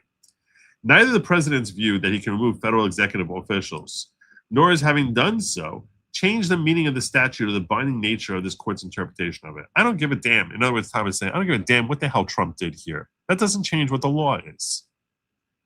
Conditions may have changed, but the statute has not. Courts may not rewrite the statutory scheme in order to approximate what we think Congress might have wanted had it known that. That's not your place. You don't have a role here as to like what would Congress have wanted. And the reason I think Thomas is putting this out here is because he figures the next time there's an argument, they're going to try and go more global. And that way you won't have the principle presented argument to shoot them down. So instead, Clarence Thomas is going for the fatal blow so that we stop with this whole nonsense that since you don't like what Trump did, all of a sudden now this changes the law. That's retarded. That's what Thomas is pointing out here. Courts may not rewrite the statutory scheme in order to approximate what would we think Congress might have wanted had it known that the president or courts may conclude that its removal restrictions were beyond its authority. Statutes change only when Congress changes them, not when judges decide they no longer vindicate Congress's purposes. The statute says what the statute says. Just because a court decides we don't like what Trump is doing, so maybe that changes the law, is retarded. As Judge Quattlebaum wrote in dissent, the Fourth Circuit's decision below undermines important principles of our system of justice, including that law remains law, despite the political controversies of the day. Well said. And that's why he got quoted by Justice Thomas. So I don't care what the hell you think about what Trump did. That doesn't matter. No one cares. No one cares at all.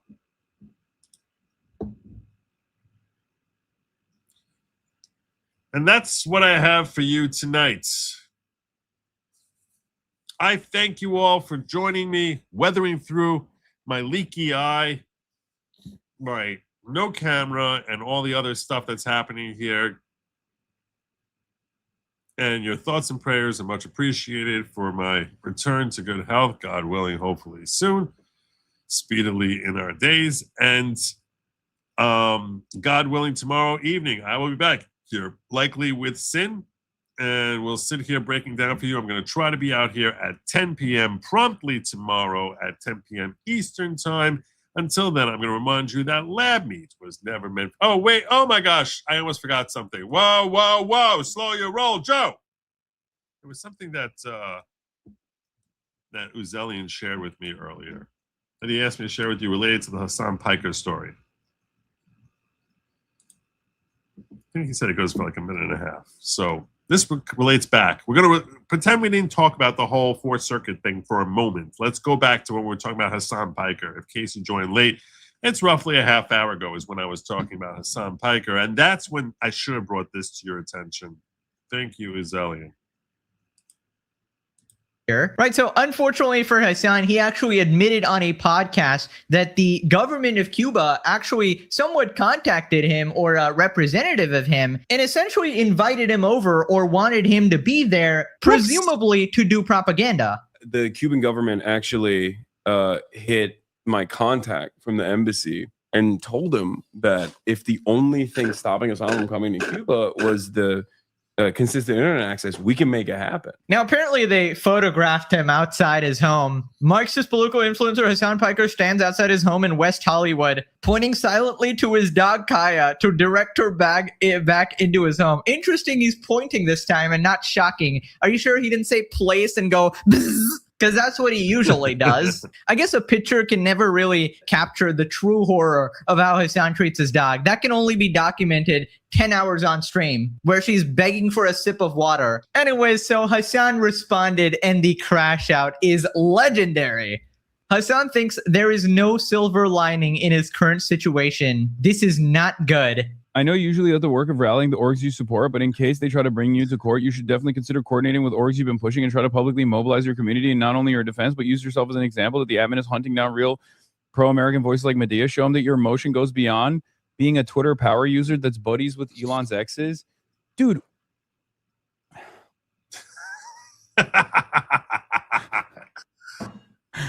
Sometimes I welcome rotting for the rest of my life in a fucking federal penitentiary rather than having to deal with long-term community members who have like unbelievably snide remarks even in this fucking moment.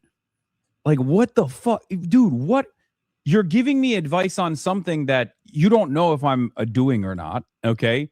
And then also you have to slap me with a fucking backhand and be like, all you technically do is just, hang out with Elon Musk's exes, dude. Why don't you do some real fucking organizing? Well, bitch, I did. Okay. Yeah, you did at Cuba's direction. Oh God, he's so screwed. He is so much trouble. Oh, trouble is coming your way. Couldn't happen to a scummier person. Couldn't happen to a scummier person. So tomorrow evening, 10 p.m., I'm going to remind you, lab meat was never meant for you. It was meant for Hassan Piker. He should be wolfing down that lab meat for the rest of his life. And do not eat the bugs. Don't do it. I thank you all for joining me. And as always, have a good night and Godspeed. Great job, Bruce Elliott. Thank you, brother. You're awesome.